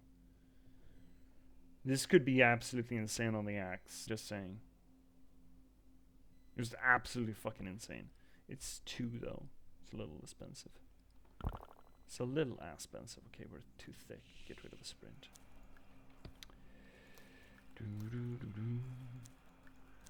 Go with the circus. Oh, the one they call the Enlightened One is nothing more than a deranged blur. Words can hurt, you know. Oh shit! I missed the line. Fuck. But this is fascinating. Oh shit. Well, that's bad. Another enchanted twig. Great. We got the second one. That'll. Oh no! It increases it. It just makes it better, I think. I mean, now it's actually okay. It worked. The branch consumed its energy. Oh, poor guy. We sucked up all his health with the twig. Are we doing necromancy here? Stuff! Yay! Had a boss fight. Do we want to try this boss fight? I kind of want to try this boss. Oh, yeah! Oh, no! Oh, mom's tongue! I think. This must be the last bit of my mother's missing senses. Mother, it's me, your daughter. I sense you. I can taste you. Step on my tongue and I will taste you like a mother should. I found all 4 senses. Better return to her. I guess you better had. Those look like fingies or teepees. Yeah, you know what? We kind of should, but kind of want to see if I can get this boss fight first. I'm not sure if we're cool enough for boss fights yet, but I do think we're in spitting distance of it. Let's try. Let's try. What do we got? Oh, well, we're gonna hurt someone. Better fucking believe it. So we can use that, almost kill that guy. And then we're knock him away. And that's gonna... No, right, you don't pop. Okay, it's fine. It's fine, it's fine, it's fine, it's fine. Nobody's gonna get poisoned, though. That's a damn shame. So we... Flaming Axe him. And that upgrades the Flaming Axe, I believe. And then we knock him away. Everyone gets cool, but... It's the cost of doing business, really. You're gonna get in and nug me, which is a bit of a fucking shame. Do I want to get nugged? You're gonna nug me no matter what, are you? I'm gonna get I'm gonna get spat on.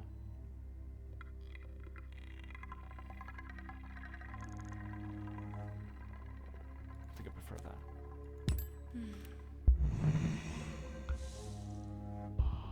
Yeah. I'm gonna have to get out of here. You, oh fuck, right, you and your fucking theirs. Stinger, poison dart, block of wood. Okay.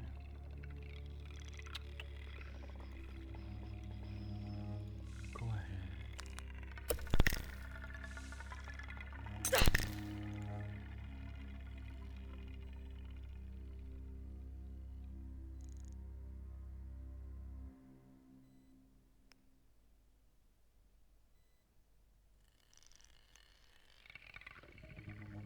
Yeah. Let's run away. Play whoopsie. We're gonna take some nugs here, I think. Unless you... I don't still think you don't damage. No, you don't. Fuck, it's annoying. Annoying! And you're gonna probably nug us as well, right? You're gonna come in and beak us? Yeah. That's gonna have to be fine. Cursed knife? I'm so curious about that. But I don't want to kill things with it. I just want to really hurt them. So maybe run up to the frog and get him. And that would be... Oh, right, this one. But no, but yeah, someone is plagued. Get big armor. Like that. But I don't want to kill him. Okay, so get up there and do the cursed knife thing. So what does that do? It's supposed to do 2 damage, then... 2 damage. Poison times 2 damage. So it's going to be poison 4? Is that it? No, if he's poisoned. My bad. My B. That's entirely my B. I bead.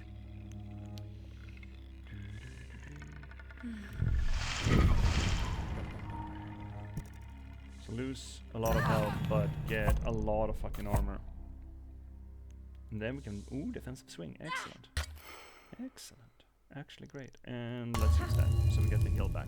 Might as well, right? Could hurl rock, but we can't hurl rock, so we won't hurl rock. Great plan. Nug the tick. Who are you gonna attack, Ticky? Probably gonna attack me. Oh, I got off. Oh, you're allowed to do that. Great. Well, good for me, I can tank it. That was kind of stupid of you. I'm not dying. I can jump over there. Yeah, I like that. Oh no, I do not, Sam. I am, because he's gonna retaliate and shit. I don't like that at all. What I'm gonna do here? Well, let's get the poison on him.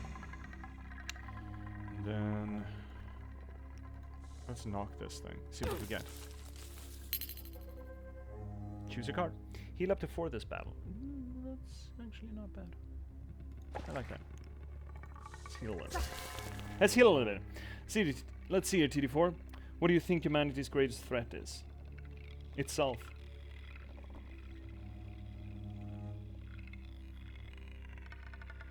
There is no obstacle that humanity so far has encountered that is greater than himself.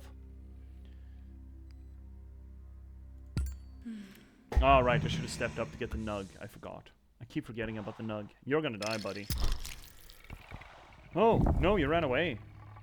Shit, that's clever of you. Well, you're gonna get spat on, though. Because you ran away a poor direction. Very poor direction. We got Hurleys? Okay, great. We can hurl. And I'm still hungry. That's a bad sign. I just had Sammys. But I just had my Sammys. Yeah, well, I don't know what to tell you. Yeah, it doesn't matter.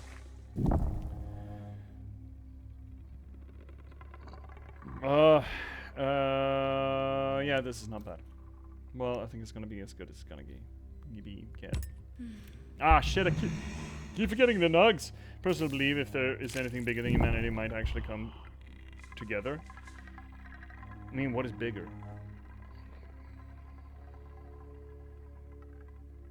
The implied argument here is that we're talking about something like aliens, right? Or an inside threat like, again, this notion that AI is going to go haywire, which I don't think is a serious concern.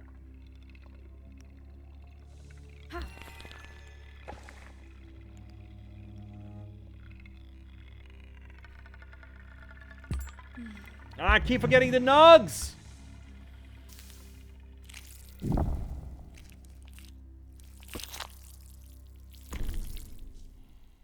Look, it's upgraded. Uppies! I think we can go in there and kill him now. Yeah, we can. I don't think he... do we have any armor? We don't. Do we have any heal? We don't. Okay, let's just go in and kill him with a flaming axe. It's such a cool card. Big bonk. Ah, shit. He did spook anyway. Oh, well. Look, the whole alien angle is unreasonable. I'm strong. I mean, I think it's statistically inevitable that there are other civilizations in the cosmos. That's just mathematics. There are a lot of sad theories of why there's no communication. But without getting into that, I don't think it's likely that we're going to get an outside threat. And then it's homegrown threats. I mean, climate change look, here's the thing. According, in a geological perspective, for geologists, the next mass extinction has already begun. It's called the Holocene extinction, the sixth mass extinction. It started when humanity started farming. When we began terraforming the environment around us and making of that what we will. It started about 10,000 years ago. So the whole idea that humanity has recently been doing poorly to the planet is absolute nonsense if we're looking at it from a big enough time scale. And if we're going to look at ecosystems, we probably should. So humanity has been in the act of eradicating its own environment for the past 10,000 years.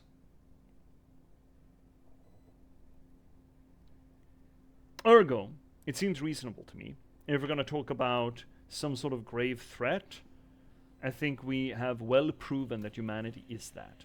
Humanity is the great threat. We are our own worst enemy.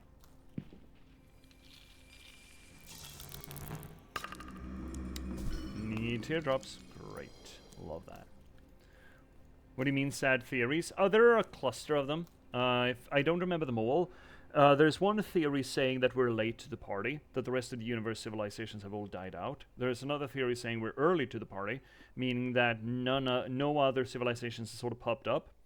There's one argument to be said that nobody wants to contact us because we suck. There's another theory arguing that the universe is so vast and expanding, ever expanding, that it is practically physically impossible for an interstellar community. Communications and logistics being what they are in an ever-expanding universe that is so big as it is. There is still no viable way of wormhole travel or warp drive travel or anything like that, and there's no real viable theories as to how it practically could function. I know about the Einstein-Rosen bridges and all that, but that's all so fucking theoretical, it might as well be bullshit. There are a few others, but then there's the other one that she and you presented. which is kind of an angle on nobody wants to talk to us. It's the Dark Forest theorem, and it's fuck that. If you haven't read She and You, I cannot recommend it enough. Chinese science fiction author who is most famous for writing The Three-Body Problem, which is the first book in a trilogy. The Three-Body Problem was made into a Netflix series. I didn't actually finish seeing it because I really didn't like that they just made it into a European or an American perspective. I did not see the reason why it couldn't be a Chinese perspective on it, either which way. The second book in that series is The Dark Forest Theorem. And the idea is that it is so easy for an interstellar capable civilization to absolutely destroy another. And there are essentially no ramifications for doing it. And since the risk of another civilization doing that to you is never zero, and there are uncountable numbers of civilizations out there, the only feasible response to that that balance is to not make a fucking sound. If you're alone in a dark forest, you shut the fuck up, because if anything catches scent or sight of you, you're dead. So you just shut the fuck up. And to preserve your own civilization, if you have the capacity and hear someone else, you kill them. Just fucking wipe them out. That is one of the saddest theories that I've ever heard. It is also fucking fascinating. But it really is fucking sad.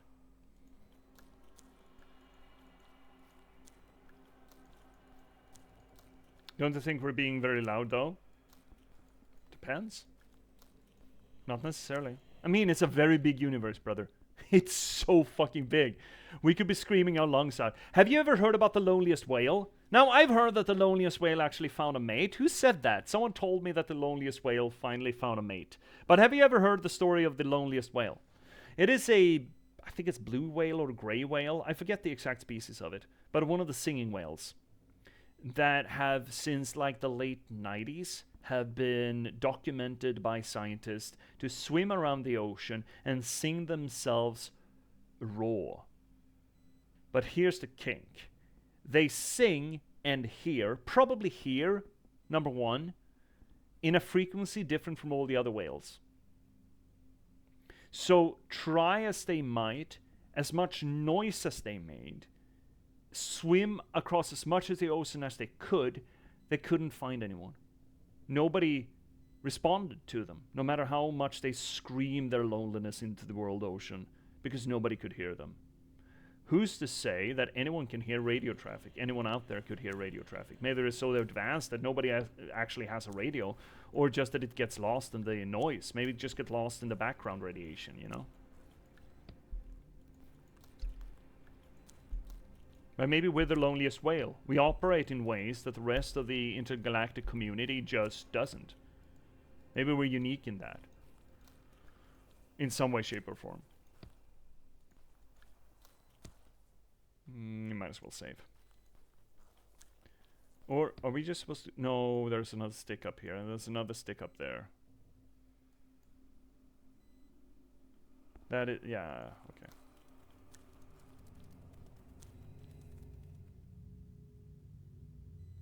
Seven Death Howl. Do we need those for cards? Oh shit, we got new cards! Let's go! Contaminate, Dead Rat. Aww. Cost. You lose 3 health, okay? 3 poison to a random enemy. That is collectively 3. That's 6 damage. Cursed Axe. No. 5 damage, push 2. Adds 2 wound to the hand. I bet you there's gonna be cards later that uses the wounds. Paralyze. 3 poison. 1 frozen and exhaust. It's expensive. Death blow. 10 damage! Oh my fucking god. Push 3. Set my health to 1? Oh, woo! Fucking rock and roll. Rockin' and rollin'. That could be fucking... I don't know. That's probably gonna ramp with something, but that's fun. Where do you get most of your knowledge on things like this? Fuck, I don't know, man. I just accumulate. I got a. This may have something to do with it. Like a decade ago, I got a degree in journalism, master's degree. It's the one big degree that I got. And did you just sing quote music Yoda to me? Yes, Snack, I did. I did. I got the one degree that I have, well, except for the vocational degree I have now as a water engineer, or just got, is a master's degree in journalism. And journalism teaches you to look things up, to be, well, I don't know if it teaches you to be curious, or it just draws people who are naturally curious. Either which way, I'm a curious bugger. I'm curious about shit. So I look up stuff, like everything from the Dirac Sea to just today I read about the Asante, which is it's an old empire from like the 1600s in Western Africa, around the landmass of modern Ghana, for example. I'm just curious. I'll read shit. I'm curious. How you find shit out generally. Which one do we want to pick? I kind of like this one. Oh, it's expensive though. It's very expensive. It's kind of hot. I don't want to pick the wound ones before we get big wound use. Let's grab this one. Paralyze. And I'm very hungry. What's wrong with me? Burpees. Get rid of the hurled rock. Could make something else. We could make the cursed axe. Or this thing. Serious Nick. Do not cite the deep magic to me, witch. I was there when they were written. Me hearing the Yoda song. What is that? It kind of sounds Pratchett-y. I think we want that instead of the Berserk, right? I think so. We're not using the Berserk as much. Did we? We didn't heal. Okay, let's heal. It's from the Narnia movie. Ah, Jesus Lion says it. Jesus Lion. I was such a big fan of Narnia when I was a kid. Now I wouldn't say I'm ashamed of that. I'm not. But, someone said something that soured me on it. Like, really fucking soured me on it. I forget who. It was another writer who spoke to an Alex O'Connor, I think, an interview, who raged out against C.S. Lewis.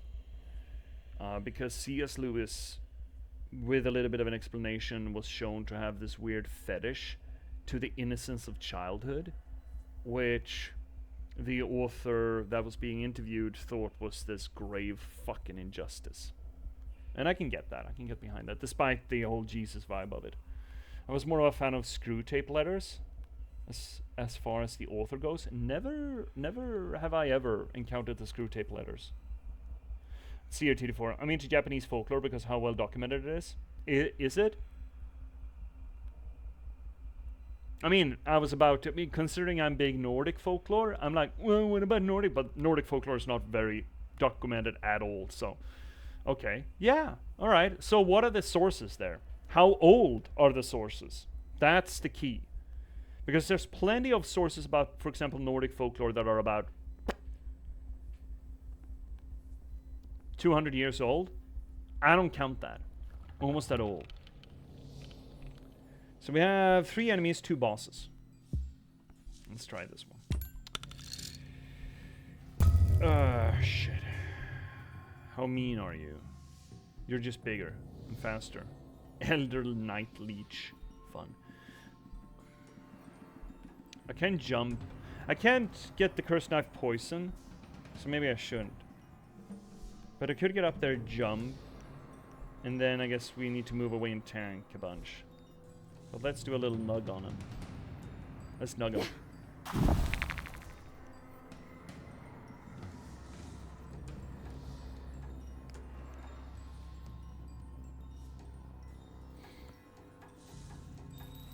This was a mistake. I'm seeing it now. Yeah, this was a mistake. We shouldn't have.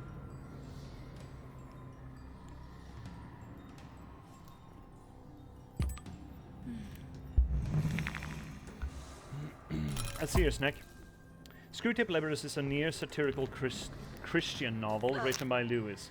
I felt like broadening my view for a bit, and it was one of the better Christian stories I read during that time. Satirical in what way? What did he do to me? He just nugged me? Okay. Fuck him then. Oh shit. Well that does it. Right. Oh, we got a lot of things here. Got a lot of things.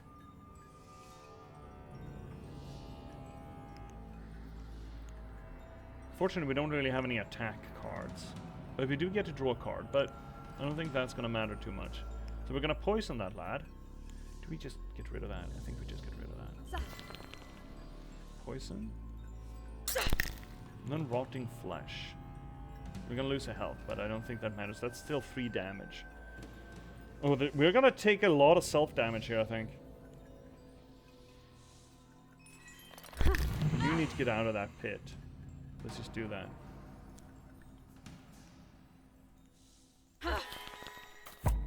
Six damage is a lot. It's basically a story of sin as a form of bureaucracy from the devil's point of view during corruption. Yes, I spelled that wrong, thank you. During a corruption, what the fuck is a corruption of a person? So what, are we talking like a blend between the Bible and what? Orwell? You kiss me for 3. Okay, that's all you do. That's fine. And you nug me for 2. That's not that tough. Oh, you give me the festering wound, right? Yeah, of course. Of course you do. And you spitty spatty. Unfortunate. Rockin'.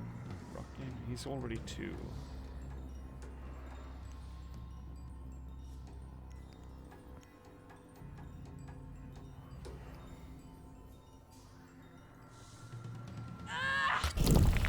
This deck is making me not care about health loss, which is weird. Feels weird to me.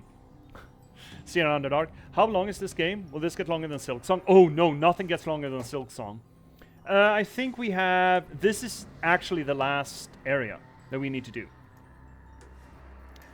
It's probably going to take us... I'm thinking the entire game is going to take us like 2 or 3 more streams. Which means that we're probably going to get done next week.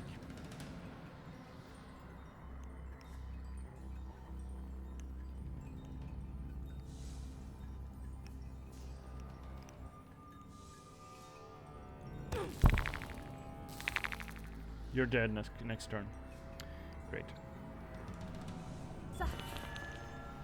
I wish I had more cards.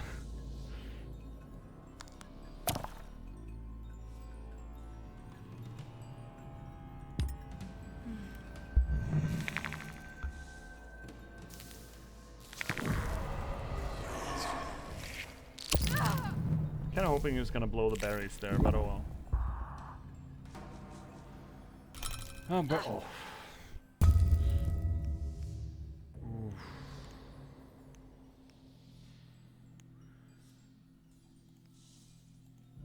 God, I'm hungry. Why am I so fucking hungry? Serious, Nick. Nothing gets longer than Silk Song. The statement before J.P.S starts Witcher 3 stream. Ah, yeah. That's why I don't want to. But I do want to. That's the problem. We can't get in there with a paralyze, unfortunately. But we can crack him real good with the axe. Heal for 2? Yes, always heal.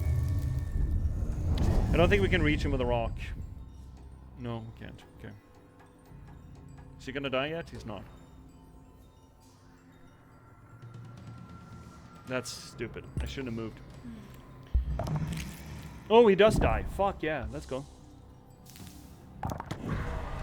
I keep forgetting about the nug. I always forget about the nug. Always forgetting nuggy. See you, TD4. I never been big fan of Souls-likes. I'm such a FromSoft fanboy. I love it. I do. I don't love this hand though. But if the Filgri is might behave, he could do some damage. Ah shit, I always forget about that now. Oh, I got the, oh great. Fantastic. Ooh. So we throw that, do 2 poison. No, 2 damage and do 3 poison. Ooh, that's very good. Yeah, that's very good. Oh my god, it's this turn, but I don't want to use it this turn. Fuck. Oh, you wait me seeing playing Night Train for science? I'm probably never gonna. That's just not how I interact with a Souls game. Kinda, if that makes sense. Is he poisoned? He's not. Oh, I don't want to melee him anyway. 6 damage? It's not going to be enough. I don't want to do it. Could run up there and poison him, though. Can I get away from him? No, I can't. Okay, but I can do this. That's going to do some poison to him. I would love to get aim for the heart, but I just can't get an angle on him.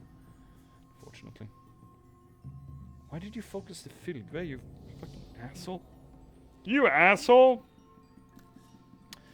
That is really unfortunate. That's 4 damage. It's not going to be enough to matter. See you, TD4. But anyway, where's the Japanese folklore document? You can walk into a shrine and they have documents of evil spirits. They make sure they're well documented.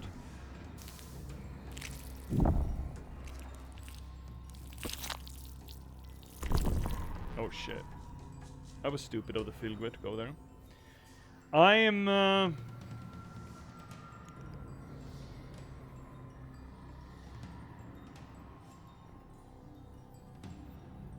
Yeah, I guess it would be folklore. I was about to be real fucking whiny about, yeah, well, that's a religious authority making up stories. Like the Christian church and demonic possession, right? The Catholic Church would keep a record of demons because they some parts, or they used to at least, right? I mean, the Malleus Maleficarum, as an example, how you find and kill witches, is a religious propaganda text. And anything that's kept for religious purposes like that would be propaganda. Good night, Underdark. Have a good one. And thus, I initially just went, well, in that case, the veracity or the validity of that source is kind of questionable. But then I realized what I was about to say, and saying that, yeah, the sources on that folklore may not be true, and... Oh, you see where this is going.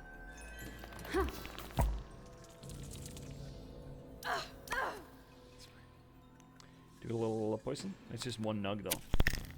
Actually, stacking the poison. That 1 point of poison did 3 damage. That's very good. That's very good. I didn't think about that. And if we throw a rock at him, he's gonna die even sooner. So now he's dead on board.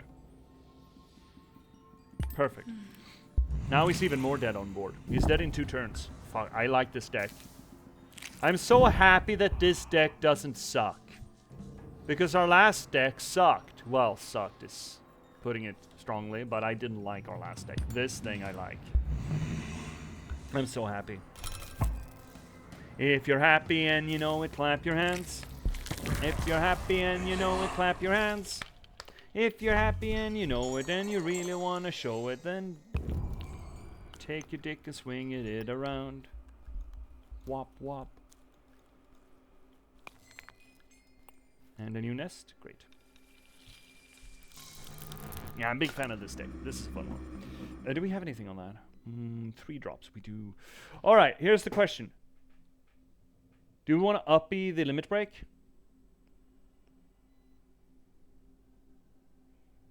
I think we do, right? This is very good, and we will want to. Actually, we will want most of this. But just upping the limit break, considering the limit break is kind of key to what we're doing here deck-wise. Oh. Staggy! Olvi. Olvi, it's me. You shouldn't drink from that lake. The water's dirty. Oh, Ro. No, please. Oh, poor Ro. Poor Ro. This is what happens when a stag fucks you. Where are you? He must be thirsty. Yeah, must be thirsty. He drinks from murky waters. The mud is filling his little throat. Why is this place mocking me? Don't turn them off. Oh, that was a bad idea. I don't think you should have done that. Why? This is more involved than it usually is. Wait! No, Ro, don't wake up. Yeah, don't. What? No, don't. See the antlers? See the old man?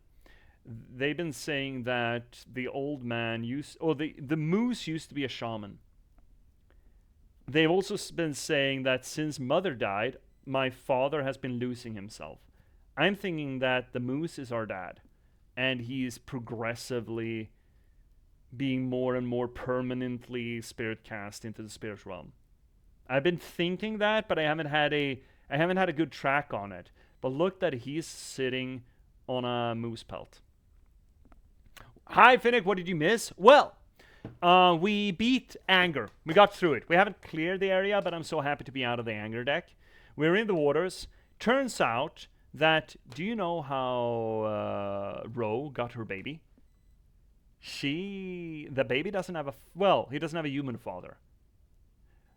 Ro found a stag in the woods, and instead of shooting it, the stag offered her a baby.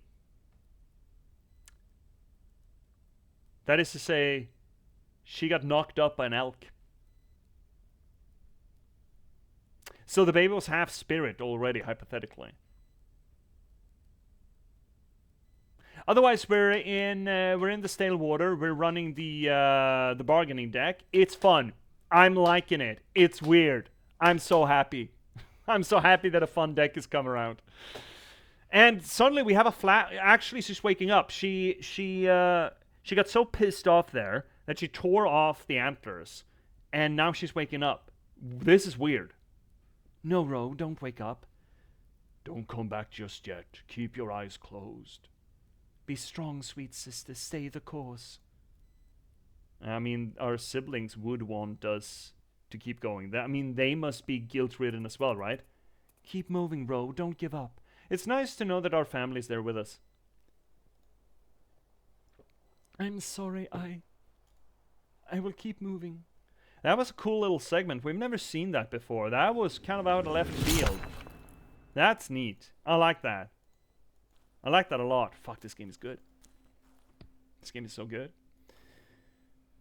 So we're doing ooh, right. I want that one. AoE? Fuck yes. 4 damage to adjacents? That's very good. Burn wound, though. Could be scary. Scary. Let's get rid of some of this.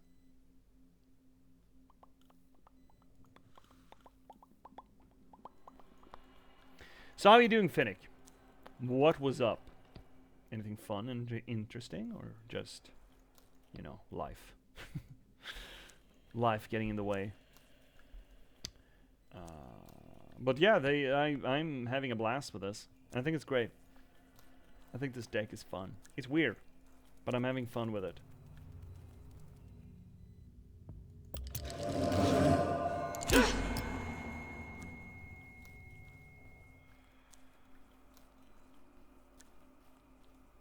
Usurpers must wither. Wither! What do we have? Leech, fire, frog, right, this fight. Yeah, right. Played some Ready or Not. Ooh, wait. That's a movie. Toward Wedding Plans. Right. That thing. Right, what are we doing? Oh, this card. This is 1 damage, self-damage, but it's a 1 mana, 5 damage. And every time you use it, it gets tougher and harder and stronger. I like that card. It's cool. We could nug you.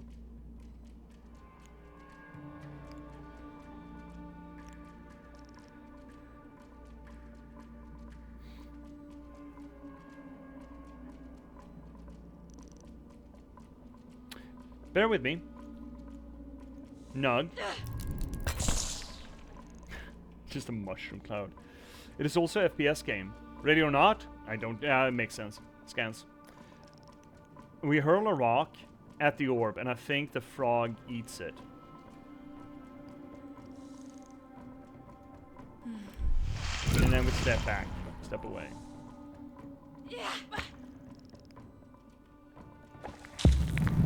No, it doesn't. Fuck. Miscalculated. Oh well. Oh no, I forgot about the nug. Why do I always forget about the nug? I always forget about the nug. Yeah, now you're dead. God damn it. Like SWAT? Where you remove... Dude, I know what an FPS game is. I remember playing an old isometric kind of RPG version of SWAT. That was really fun back in the day. Back in the day when I was young. That long ago, you say? Yeah, long ago. What do we do? We don't have any... Well, we can, actually. Yes, we do have something to plague people with. Great. I'm thinking of doing this. So bad. Okay. We're not gonna get more poison out, so let's just do that. That's a very good card, by the way. We do have Plague out, so we get to draw a card. That's great. Doubles attack on next. Ooh, we're gonna kill them with immolation then. Let's do that. Okay, look at this. So we get to draw a card. Stinger. That's fine. Step up. Immolation. 8 damage to adjacent enemies. We do get a burn wound, so we're gonna lose some health, but it's fine. We don't care. Oh. Do we nug him? He's gonna hurt us no matter what we do. Ah, shit, we lost. Oh, fuck. Okay, well, let's get some health back instead. Well, he's gonna nug us either which way. Doesn't matter. Now we get to nug him. We get to be the one who nugs. And you're poisoned. That's not great. Unless we stack on the poison and actually go for it.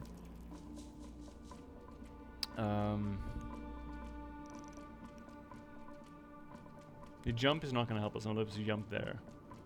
Is that something we want to do? Maybe. The poison isn't... That poison dart's not going to be very helpful. That could be good for us. I mean, good. You know what? Yeah, okay, we got the quick strike too. Okay, we can do this. So we step up. Jump in. We... bonk you. And then poison you and you're dead. Are you gonna crack next turn? I don't know if you are, actually.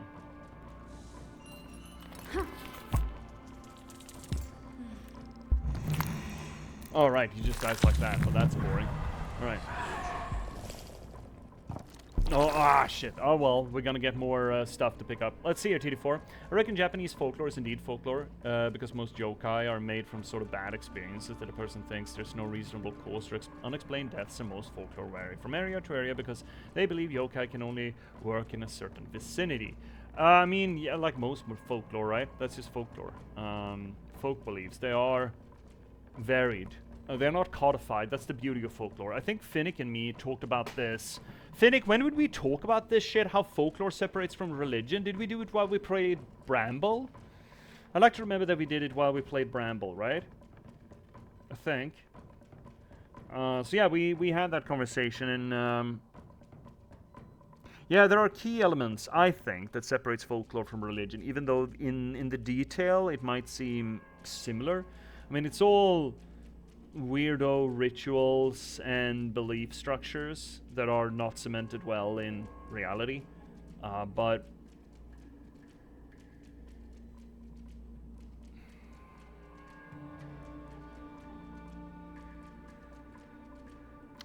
they are more grassroots beliefs, movements, rather than the codified stuff you get from religion. What do we do?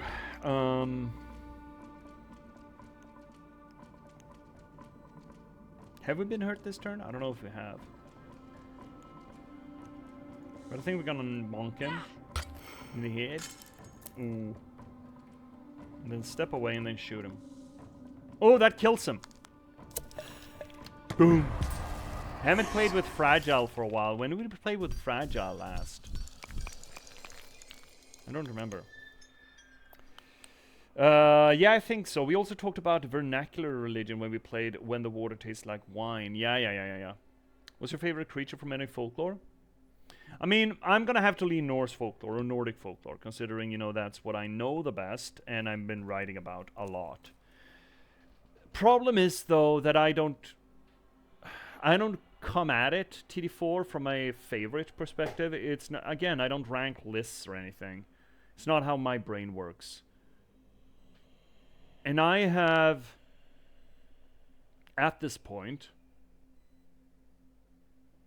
read enough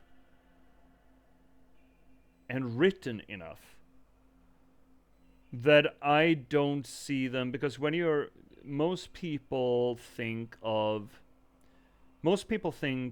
folklore creatures or even mythological creatures like it's one individual. They think in the archetype and the trope around them. Like I like the satyr because they are this and this way. You know, they act in a certain behavior, they value certain things, and they do certain things. And that's no longer how I think about it, considering, again, how much I've written of it. I have written a number of skogsrå, hulder, as we call them, nature spirit women, to the point where I have favorite made-up individuals, or individuals that I like more or less. Same goes with the troll, or the vetir, or the yardlings, or the kelpies, or the river horses, or the elves. Oh, poor elves. So I don't wrap my head around them that way anymore. But with me and C playing more and more Age of Mythology, maybe we're gonna progressively wrap our head around it. So it's hard for me to answer, TD4. I like Anne. She's a Hulder. She's a firecracker. She's fun. She's fun to write. It's very fun to write. Right now I'm writing about a Vedder girl and a troll. And from the Vedder girl's perspective, so right now she's my favorite. Poor little thing. She's such a teenager. She tries her best, but she's such a teenager. I don't know, it's really, I can't pick up like one Vesson and just say they're my favorite. It's just, I can't.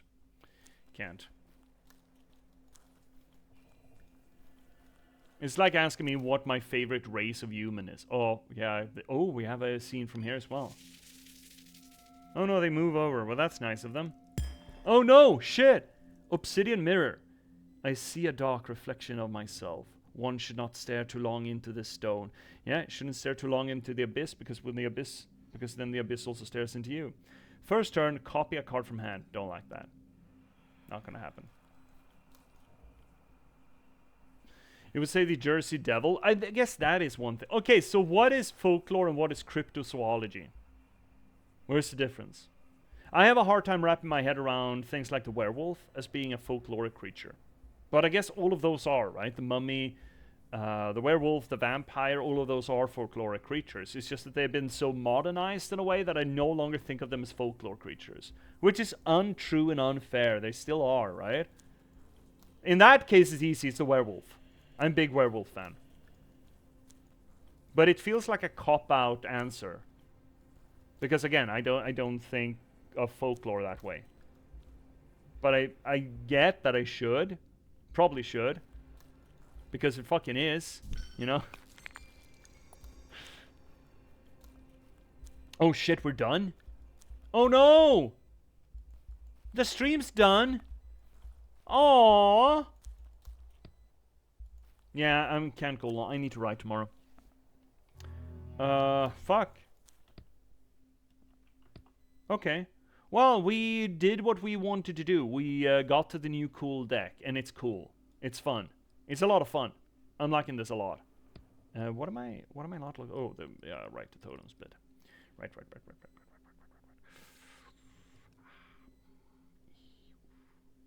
maybe this thing is going to be real good. Actually, I'm going to switch that out. Get 1 block per turn. Considering we have so much self-damage, it might be nice to mitigate damage coming in from the outside. But otherwise, yeah, we're going to have to close it.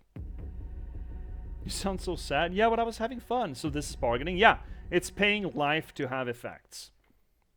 I'm thinking that's bargaining. There's a lot of give and take situation. There's a lot of total sacrifice. More so than just with the boss. And the whole trading health to get an effect, I feel that's on board with bargaining. But I am starting to wishy-washy whether or not the north and the plains, which one is anger and which one is depression, as you said. There are mixed messages, I feel.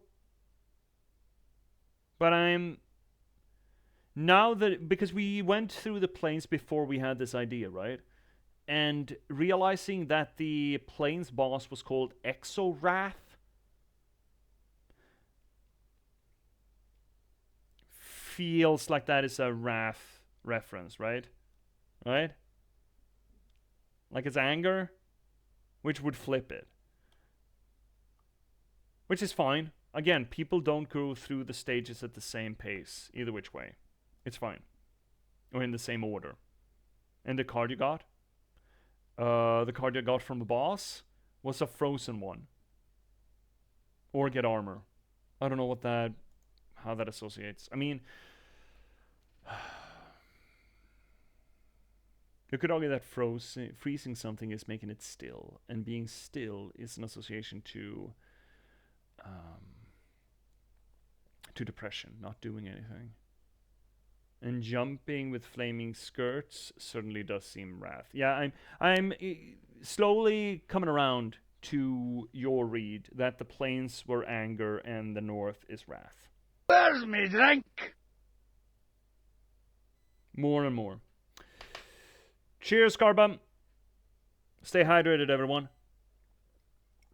But that's the end of the stream, so thank you so much everyone for joining us here tonight on this little corner of the universe, the internet and all things Twitch, where we do literary theory to the games that we play. We do this work not just because it's fun or just because it elevates the media, but for my own solipsistic wants and needs. You see, narratology and storytelling are near and dear to my heart because I'm an author. I'm a writer.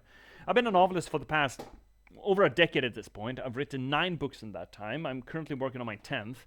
And I started streaming to try to promote that work to you. Most recently, you can read me in The Girl with Raven Hair. It is a bit of a subversion of the good old-fashioned adventure trope, set in a post-apocalyptic Nordic folklore verse. And she's a really good looker too. Look at this thing. It is gorgeous. Absolutely gorgeous.